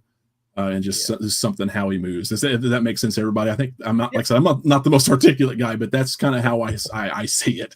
And I think he looks really good too. Those scenes where he's standing in the laundry, with the wind blowing, like that scene, and in all the hedges down the street. The scene where he kills Bob. It's Bob, right? It's been years since I've seen the original because I haven't watched it in a while. But the scene where he impales Bob and he slowly turns the head. How many horror movies? Iconic kill. Yeah. How many horror movies have aped that? And Jason Voorhees, in all his scenes. I like to talk Friday too. Where Jenny's talking to him and he turns the head. So it all starts right there. The scene where he sets up, with Laurie. Just so many. Halloween 2 does have a lot of good ones, but you look at all the iconic Michael Myers scenes in Halloween 1, and wow. Yeah, I agree. That's the thing. I think it just goes to show that it really comes down to how he was presenting that film, and Carpenter was a big part of that. So I have to give him a little bit more credit, just because even though he didn't have a lot of stunt work and a lot of things going on like Dick Warlock did, or like George P. Wilbur did, or James Ducournau did, just something so special about that whole thing. We'll get to some comments real quick. We've neglected these for a second. I'm putting a couple up. Ends is terrible. Maestro, yes, it is. Mm-hmm. Show. No argument here. James Jude Courtney was a really good Myers. Absolutely. Here we go. Real Michael Myers. Yeah, James Courtney's super nice. Saw him pull up to check in at the hotel, sat outside, talked with me for a good 15 minutes. Down to earth guy. Awesome. I always love to hear that, man. Always love to hear that. Yeah. Courtney's probably my number 2 behind Castle. Nice. Nice. Maestro says Dick Warlock is my number 1 shape. Nice. Can't argue. So I'm saying he's right. He's like, he moved a little bit too robotically. If he was just a little less robotic, it'd been absolutely perfect. I agree. I do. Man, yeah, I always go back to that stair scene, man. That was just, he's holding that scalpel and he's just walking real slow. Straight ahead thing's creepy, but it still looks just so goofy how he's just, and he kind of got the high waters too, the coveralls. The mask is like perfect, but like, I don't know, it was just kind of weird, man. The overall, yeah,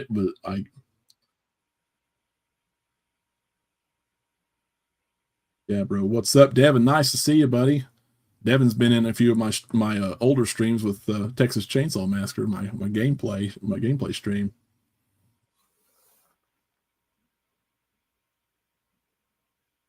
The A-Team says, I like Castle. He was creepy. He sells the whole no motive. You don't know what he's going to do until he does it. Very nicely put. Very nicely put. Absolutely. That might be part of why we love him so much. Just everything was just played to a T in that. Yep. Do we want to let the cat out of the bag about Halloween night before we go into our final category? Oh yeah, absolutely. Go ahead. You do the honors. Oh, okay. So yeah, Halloween night, we're going to do another one of these, but our bread and butter over at Macho Movie Madness is our verses, where we take one movie against another. We usually have 5 categories, and me and Brandon and Kenny will, what are our normal categories for a slashers? Setting, story, kills. Usually kills, final girl, acting, usually something like that. Scare factor. Atmosphere. Something like that. Scare factor. Yeah, there's different ones we use. I don't know if we're going to go with 5 or what exactly. We're going to line that out, and we'll just let you know actually when we stream what our categories will be. But we're gonna pin Halloween 2 up head to head with Halloween 4. We felt like they were the strongest sequels. I don't know how that's going to turn out, because I think it may be, I'm going to try to make a case one way, but I think it may be a little heavy one direction, but we're going to try to make a case. Halloween 2 versus Halloween 4. Yeah, it's going to depend on what we decide on categories. I might throw in some extra ones just because, we're just to get some points on the board. There's going to be some that are going to be kind of obvious and some are going to be a little bit harder, but hopefully you guys can join us for that too. We'll love to hear your guys' picks on that too. But that is Tuesday night. I get off of work about 6:30. I think you're at 6 or something, aren't you? Yeah. So I think we're gonna try for 7:30ish, 7 to 7:30. Yeah. So be on the lookout, guys. I've got it up on the channels right now, actually upcoming, so you can find that. Also, be sure to like this. It helps us kind of get out there a little bit more. We really appreciate that if you would be willing to do that. But yeah, be looking for that. I'm also going to be, and I might mention this at the end, but I'm also going to be streaming probably tomorrow around noonish. I'm going to be giving my Halloween film ranking. Everybody's going to be at work, so I'm going to have to go solo. I don't know how that's going to go, but with me, but I'm going to chug right along and go solo just so I can get my picks out there. I want everybody to know. I'm kind of glad we didn't have the kills, and I promised somebody that I would do kills in a ranking, and this is going to be pretty much what that is for a little while until I can get a better video out. But real quick in the chat here, Michael Myers, I'll be here. Nice, good. Hopefully so. We'll rank them. You guys can tell me how right or wrong I am on that. We'll clear you a spot in Brandon's bushes. Yeah. There's one right out here by this window, so you'll be in good shape. All kinds of windows to pick from. There might be a couple picks that you guys might be surprised at on my ranking. So a couple of them you will not be. Maestro Megatron, I'll be here. Awesome. Good deal. Devin, to be honest, there's no Halloween movies that I particularly hate. Some are definitely better than others, but they all have a place in October Watchathon, absolutely. And Busta Rhymes and his bad kung fu. Hey, you know what, man? I watch Resurrection from time to time too. I in my review, I make more of a case for it every time. Not great. We're all about the entertainment. Yeah, absolutely, man. Sign me up. Let's see. What else we got left? Oh, we got kills. We got kills left. Okay, we got the main event. We got the main event kills, our top kills. Make sure I got everybody. Or Kenny picked Warlock for his number 2. I think I said Castle was his number 1. So we got one more ranking for you guys. It's the main event here before we wrap things up, and we're going to do top 5 kills of the franchise, the whole franchise. And I didn't really think about anything in particular. This is just basically what I like. Doesn't have to necessarily mean it doesn't necessarily have to be the most gruesome or whatever, or even the most creative. Just what stands out for me. Andrew, you want to take it, or you want me to? Yeah, I'll go ahead and take this one. Give you the finale there. Okay. Number 5, I chose Earl and the boys. Nice. Once again. Yeah. Michael throwing them out of the back of that truck. They hit the tailgate. It opens. They hit the pavement. He grabs Earl by the neck. Just brutal. Love it. It reminded me almost of a Jason Voorhees type kill, in his brutality. He was very Jason-like in that movie, especially shoving Kelly Meeker through a wall with a shotgun. Damn. Yeah. Waste of a perfectly fine girl. I know. She was doing it by the book too. So number 5. Went back and forth on a couple of them, but I was originally going to put Mike's kill from Halloween 5 just because of the garden rate. Like that, use something different. It's unique. Plus, he got the car before that, screeching on his car, ruining his car, his one true love. But I chose Sarah's death from H2O, and it may not seem like much to some people, but I'm going to tell you, just the feeling I had as a kid when I watched this stuck with me forever. And the reason why is because he walked in, he cut the cable and the elevator fell on her leg, broke her leg or whatever. She's crawling, but he comes up just slowly, and he slowly presses his foot down on the back of her neck and her head, and then just proceeds to drive this huge ass knife that they made sure to get in that shot just multiple times. And I think just between the motion and the sound, he wasn't grunting. He didn't have to grunt, but just down and down. It just really messed with me as a kid, man. I'm like, oh, like there's nowhere for her to go. It was just sinister, man. So that's my number 5. That's why I picked it. And it just edges out Mike's kill. Yeah. Who did Kenny have for number 5? Let me go ahead actually with yours. I'm going to read Kenny's. Okay. Because I'm sure I'll get out of order with him, but I got to find it. My number 4, and it's another one that's almost like a Jason Voorhees kill. It's the scene at the beginning of Halloween Kills where they the house is on fire. He comes out and he's got is it the pickaxe? It's been a hot minute since I've seen Kills, and takes out the entire fire. What do you call it? It's the fireman tool, basically, that fireman axe. A multi-tool. And he takes all those guys out. They decide to go after him, and it's terrible ramifications there. But that scene, how it's shot is what I really like about that scene. Oh, dude, for him coming out of the fire slowly, and oh man, it was so awesome. It looked like a WWE star, like out, at the top of the stage before he's about ready to go kick some ass. Yeah, like Kane or somebody. Yeah. But that was my number 4. Just absolutely love that, and I had to give the new trilogy just a little bit of love because for the most part we've been pretty mean to it for tonight. For sure. What was your number 5 again on the kills? Earl. That's right. Earl and the boys. Kenny's number 5. Kenny's number 5, which I didn't mention, was kills. The fireman scene, actually. His number 5 was the fireman scene, the whole thing. And he actually has the off-screen death for number 4. Wow. Halloween 2018, the mechanic with his jaw ripped off, and he was hanging on the side, and then he dropped the teeth over the door. That was his number 4, which that's pretty sick, especially for an off-screen kill. Of course, you can kind of, well, if it wasn't, I'm assuming actually the teeth came from the guy inside, because I think he was beating the guy to death in the background, the mechanic.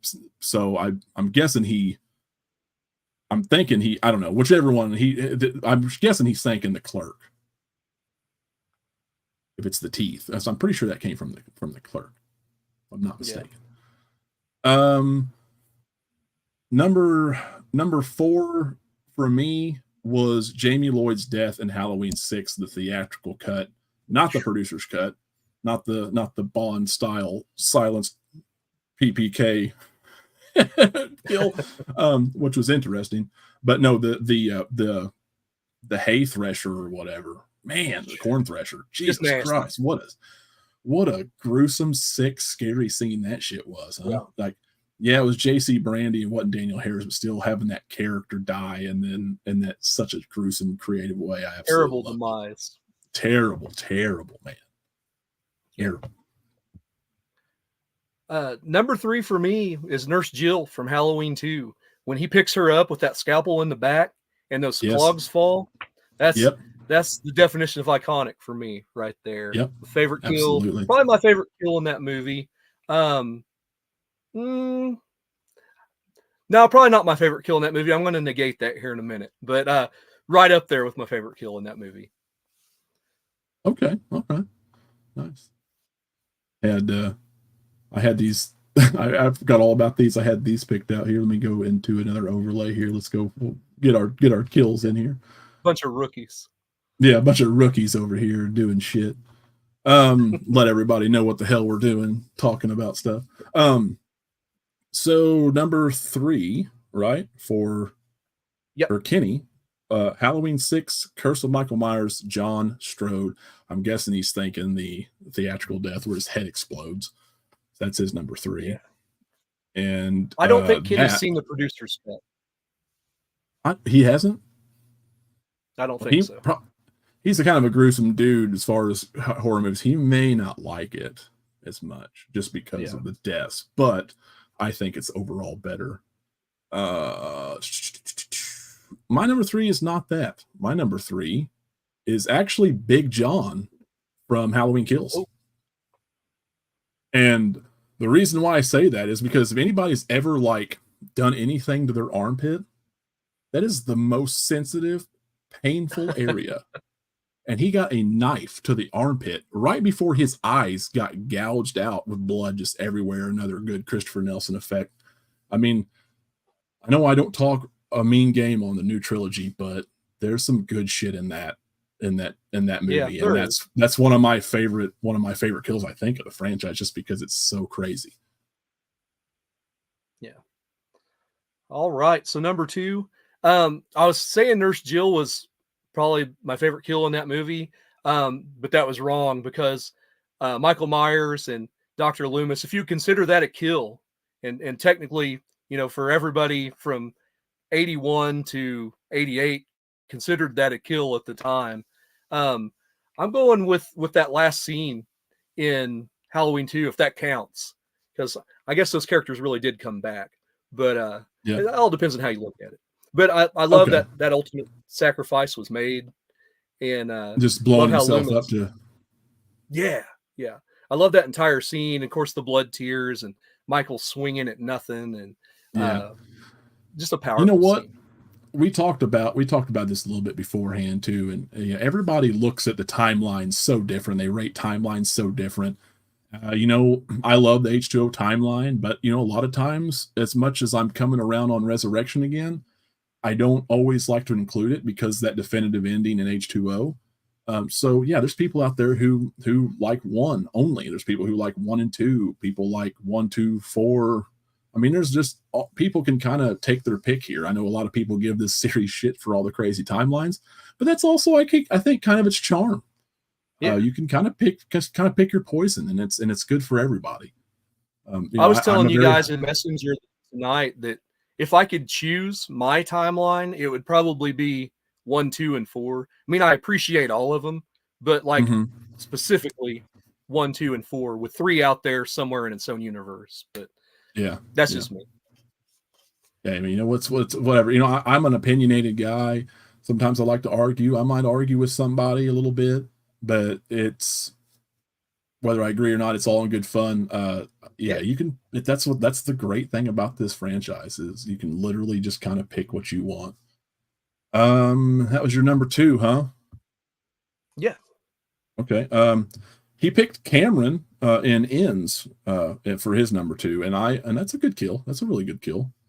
I think him getting tossed all over the place, getting stabbed, beat all the hell around that railing, and then get his neck snap just completely turned over. That was pretty gruesome. That's pretty good. I'll agree with him on that.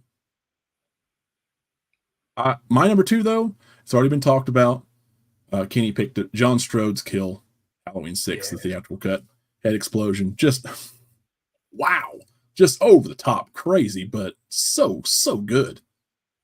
If you know, it's just this franchise has been all over the place, from real simple, cheesy murders to really gruesome, crazy murders, and that was one of my favorites. It always stood out, so that's why that's my number 2. Yeah, that's a good one. Before we get to number 1, I'm going to catch up on some comments real quick. Okay. Let's see what we got.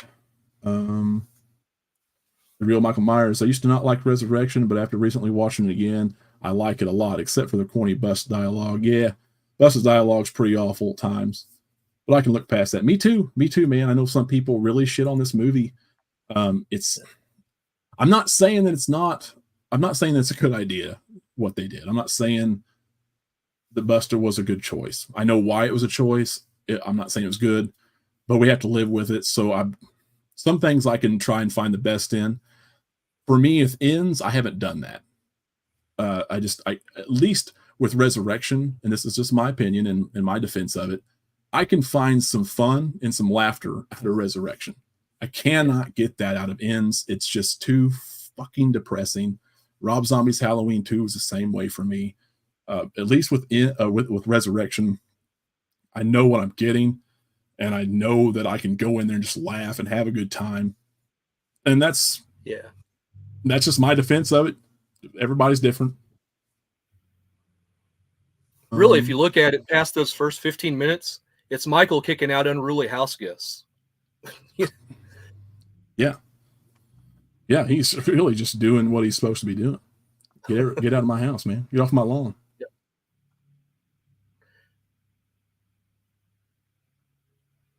The first pin to the wall has to be on there for being the most iconic. Yeah, it's a good one. You know what, Devin? I do agree with. In fact, I changed it. I had it in my top 5. I put it in my honorable mention. It just missed out. I like these other kills just a little bit more all around, but I do agree with you, man. Like that, it's that first, and it's the best one out of all of the ones that he pins the wall, because he uses that over and over again throughout the franchise. That's kind of his thing. And that first one, that lighting, that head tilt, yeah, you can't do it much better than Bob's death, man.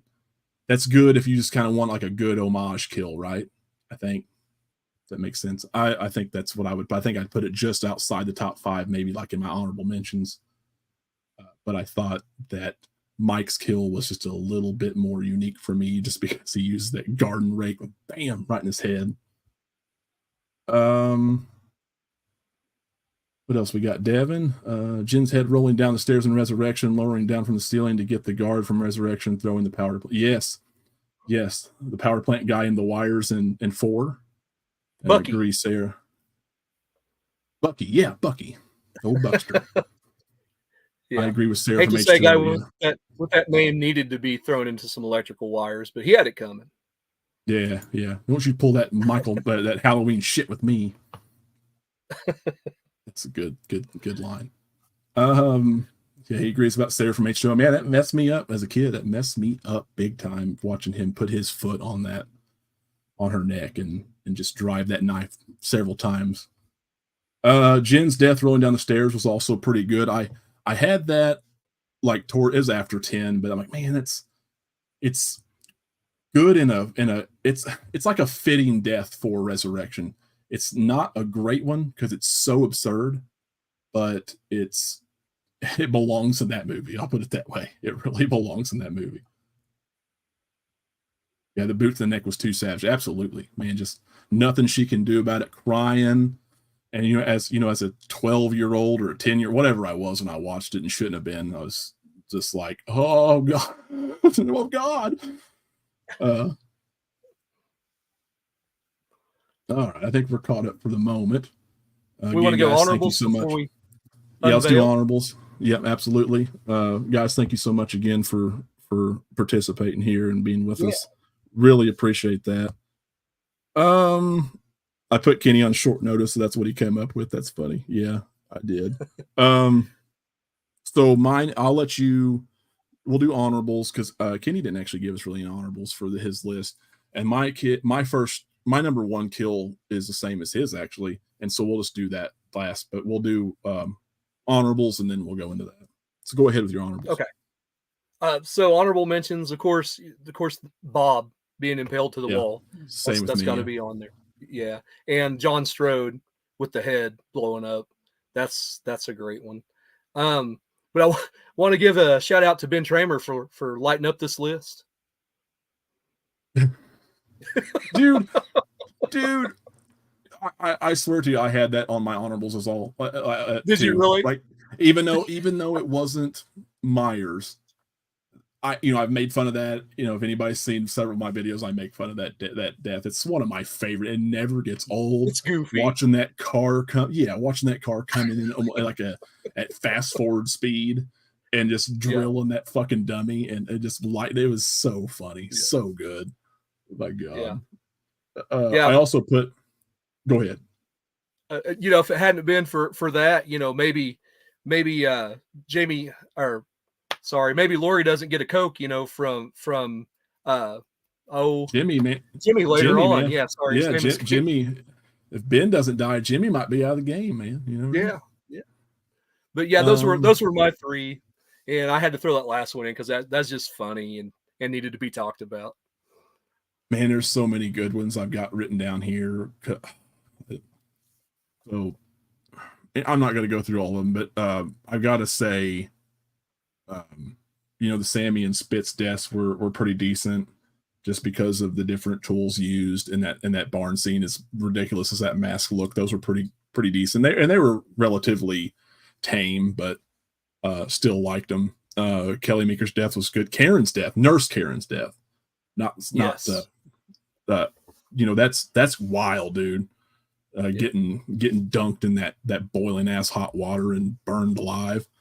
If you're a heterosexual guy, it doesn't get much better than that death either. Oh, no, absolutely not. I mean, that's right up there with the Friday the 13th kill. Maybe better. Right. I think that's probably about it. Of course, Bob's kill. Just classic for the moment. Or we'll be here all night otherwise. Yeah. So getting into number one then. Did he kill anyone when he came down from the ceiling in H2O A-Team? No, he did not. Yeah, Devin's got that on the money. Lori spun around with the axe, hit him in the shoulder. Did not kill him in that. But that guard scene in Resurrection where he did the reverse pull down or pull up or whatever. That was strong Myers, man. Strongman Myers, putting us all to shame. Yeah. Nope. He did come out of the closet or whatever and get Will Brennan in a very similar scene to Nurse Jill, where but it was with a knife. He stabbed in the side and then lifted him up. What was a little bit worse about that one was the flailing that he did. That was pretty shocking, right? Like kind of stuck with you. Blood coming out of his mouth. And he just kind of like turns and slowly looks at Lori like, hey, look what I'm doing. Fucking dead. Go ahead with your number one though. We'll get to the end here. My number one, and this is a total Andrew pick right here. is Halloween 3. Yes. And Brandon should have known it. Yes. They commit mass genocide on an entire generation of the youth of America. And I love that they had the balls to go that direction. I mean, if you believe he didn't get the channels turned off. But I love it, man. It's partial to it is. I kind of believe, I mean, Tom Atkins, I think, has said in an interview that he thinks that he saved him, but they didn't get that damn channel off. So, I mean, I don't know. Yeah. I get it. And it will not even just that, the kid's death prior to that. I mean, that was pretty ballsy too. That's nasty. Gosh, yeah. I have to tell the story of my daughter here to everybody. So when I was watching this the first time, my daughter comes in, she's like 8 years old. And the little boy that, they're showing him the video, and he's got the pumpkin mask on and the snake and the crickets come out of his head. She looks at me at 8 years old and says, "That is awesome." And Halloween 3's been our movie ever since then, every Halloween. And I took her to Alamo Drafthouse last year, and we actually saw it up on the big screen, and that was a lot of fun. So yeah, Halloween 3 holds a special place in my heart. And so that ending, it's not a Myers kill, but I love it at the same time. I didn't put any non-Myers kills on my top 5 list, although there are some good ones. And I kind of it's hard for me to pick kills from Halloween 3 because they're all so good. They're all so unique. Ellie's dad, when he reached in his eyes and pulled out his whatever nasal nerve cartilage or whatever the hell that is. Yeah. That was wild. The drill was gross. You didn't even see it, but it was. I wanted to throw that in honorables. Yeah. The kid, what's her name? The other sales lady who hits the chip, and then the laser goes, and then her face gets fried, and the bugs come out. Just gross. Great effect. Yeah. I'm glad Halloween 3's starting to get a little bit of love because it's long overdue. Yeah. Devin says, "Rip to the forgotten paramedic with the crushed larynx, gone but not forgotten." Yeah. Same to the tow trucker in the original, the one that Myers got his OG coveralls from. No one talks about that poor guy half the time either. Yeah, poor if that paramedic only knew what he was about to do to the entire fan base of Halloween, he was gonna just with Resurrection be a part of something special. Yeah. Can you imagine if it hadn't been coveralls and it had been, I don't know, like a mailman uniform? I don't even want to entertain it. There's nothing else in my mind it would just be ridiculous at this point after 45 years. Be crazy. Kenny and I, like I mentioned earlier, had the same number 1 kill, and it was actually one of your earlier ones. And it was Nurse Jill's kill in Halloween 2. Okay. For me, I wondered if you weren't going to do that one at all because that kill is so good. It's my kill, man. Poor Nurse Jill. Yeah. Another poor, good-looking nurse bit it by Dick Warlock, man, the Dickster. No, except just dude, that scalpel lifting her up. And then you see Lori's, eyes go wide, and you see it from that long shot. The clogs fall, and then as soon as she falls, the music starts. Cue that, and Lori takes. It's just such a good scene, such a good kill. Definitely, stands out to me. Even if it's not the best kill in the franchise, it's just one that stands out to me the most as my favorite. Also, I think I mentioned it earlier when we were talking about lighting Myers' mask. But that kill to Jill and Mixter were good. Using the syringes in the eyeball, syringes in the temple. That was some pretty wacky shit too. That's crazy. But yeah, definitely Nurse Jill. Yeah, can't argue with that one. Oh, Devin says, or the poor hermit who nursed Michael back to health with no appreciation. Yeah, for a whole damn year. A whole damn year. Damn, poor hermits. This is what living off the grid gets you. Yeah. They always come back to get you somehow. I like how Haddonfield doesn't have a sanitation department to go in and update things and find Michael Myers down there. I don't even know what the hell's up with half of these movies, but I still can't even tell you why everybody just like somehow gave up looking for Michael at the end after the end of Kills. There's 4 whole damn years passed by, and everyone just like, he disappeared. I mean, he's just down the road 2 miles in a sewer, but we didn't. I'm pretty sure that there was more coverage in the book, but I don't fucking care about that. They didn't show that. So, but did the hermit get put in a feeding tube? Oh shit.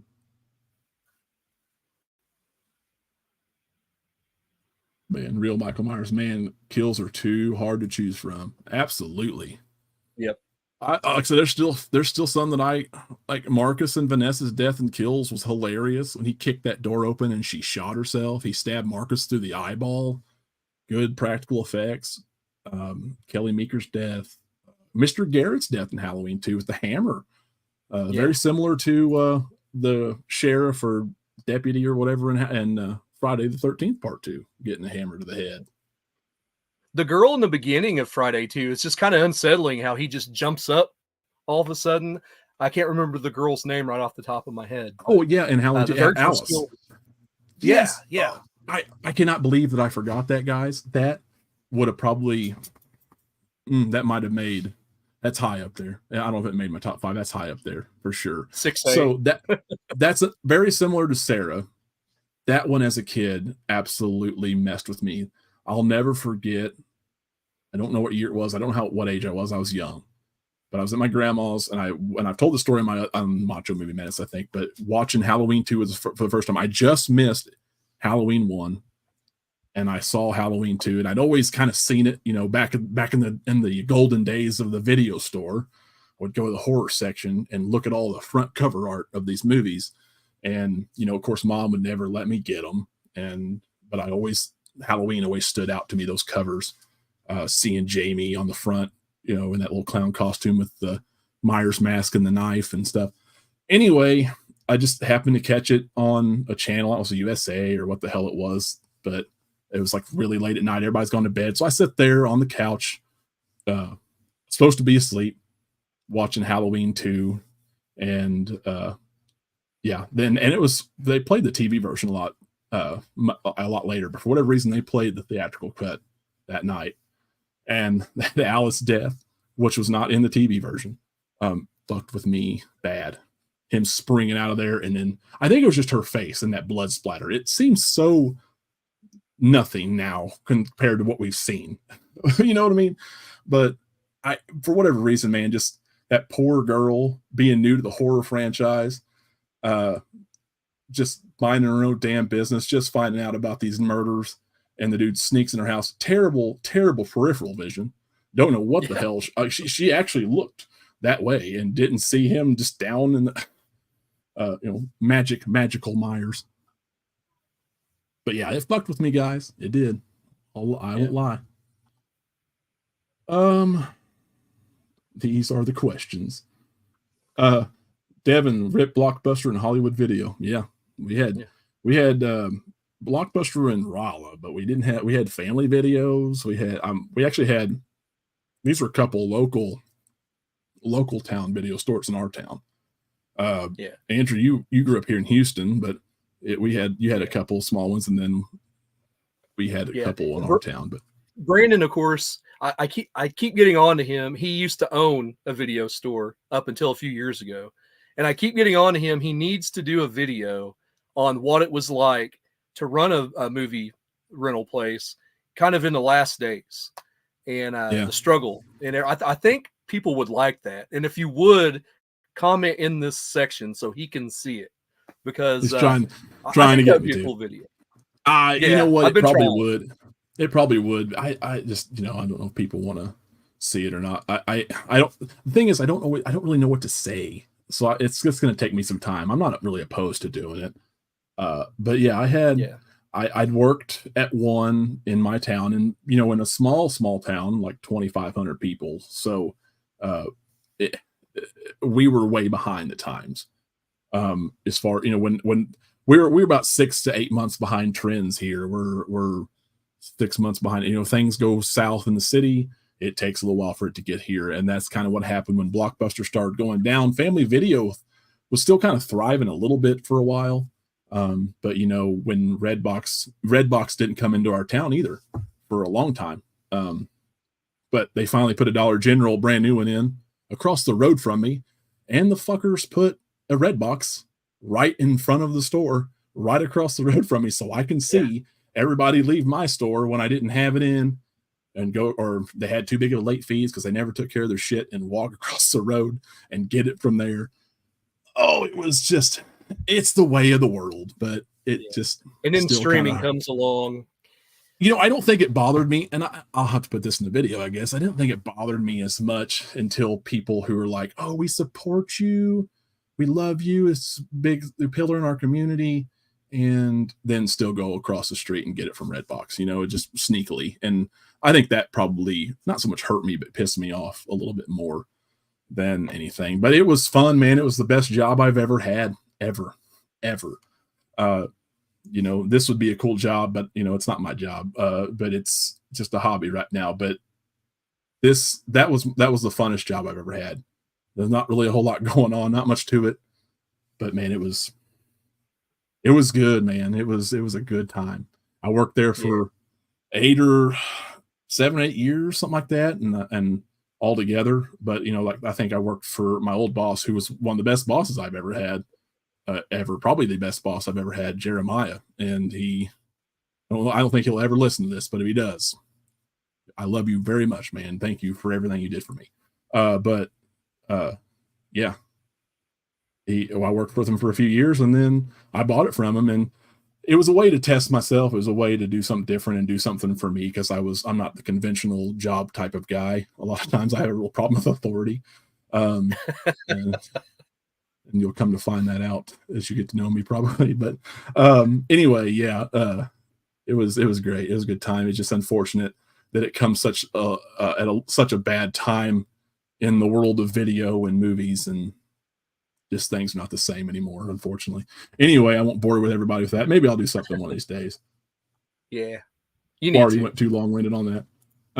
Devin says slashers never got me when I was little. The Grudge instilled me with a different kind of fear for. Yeah, I mean, yeah, The Grudge was pretty wild. Into the Japanese horror. It's not like slashers ever truly messed with me, like to an incredible degree. Like I never went weird or crazy, and I never really had a lot of nightmares, but it's just something you always dwelled on. Does that make sense? Like it's just something you always remember. And you're like, oh, it just kind of freaks you out for a little while, and sit there and you think about it and stew on it.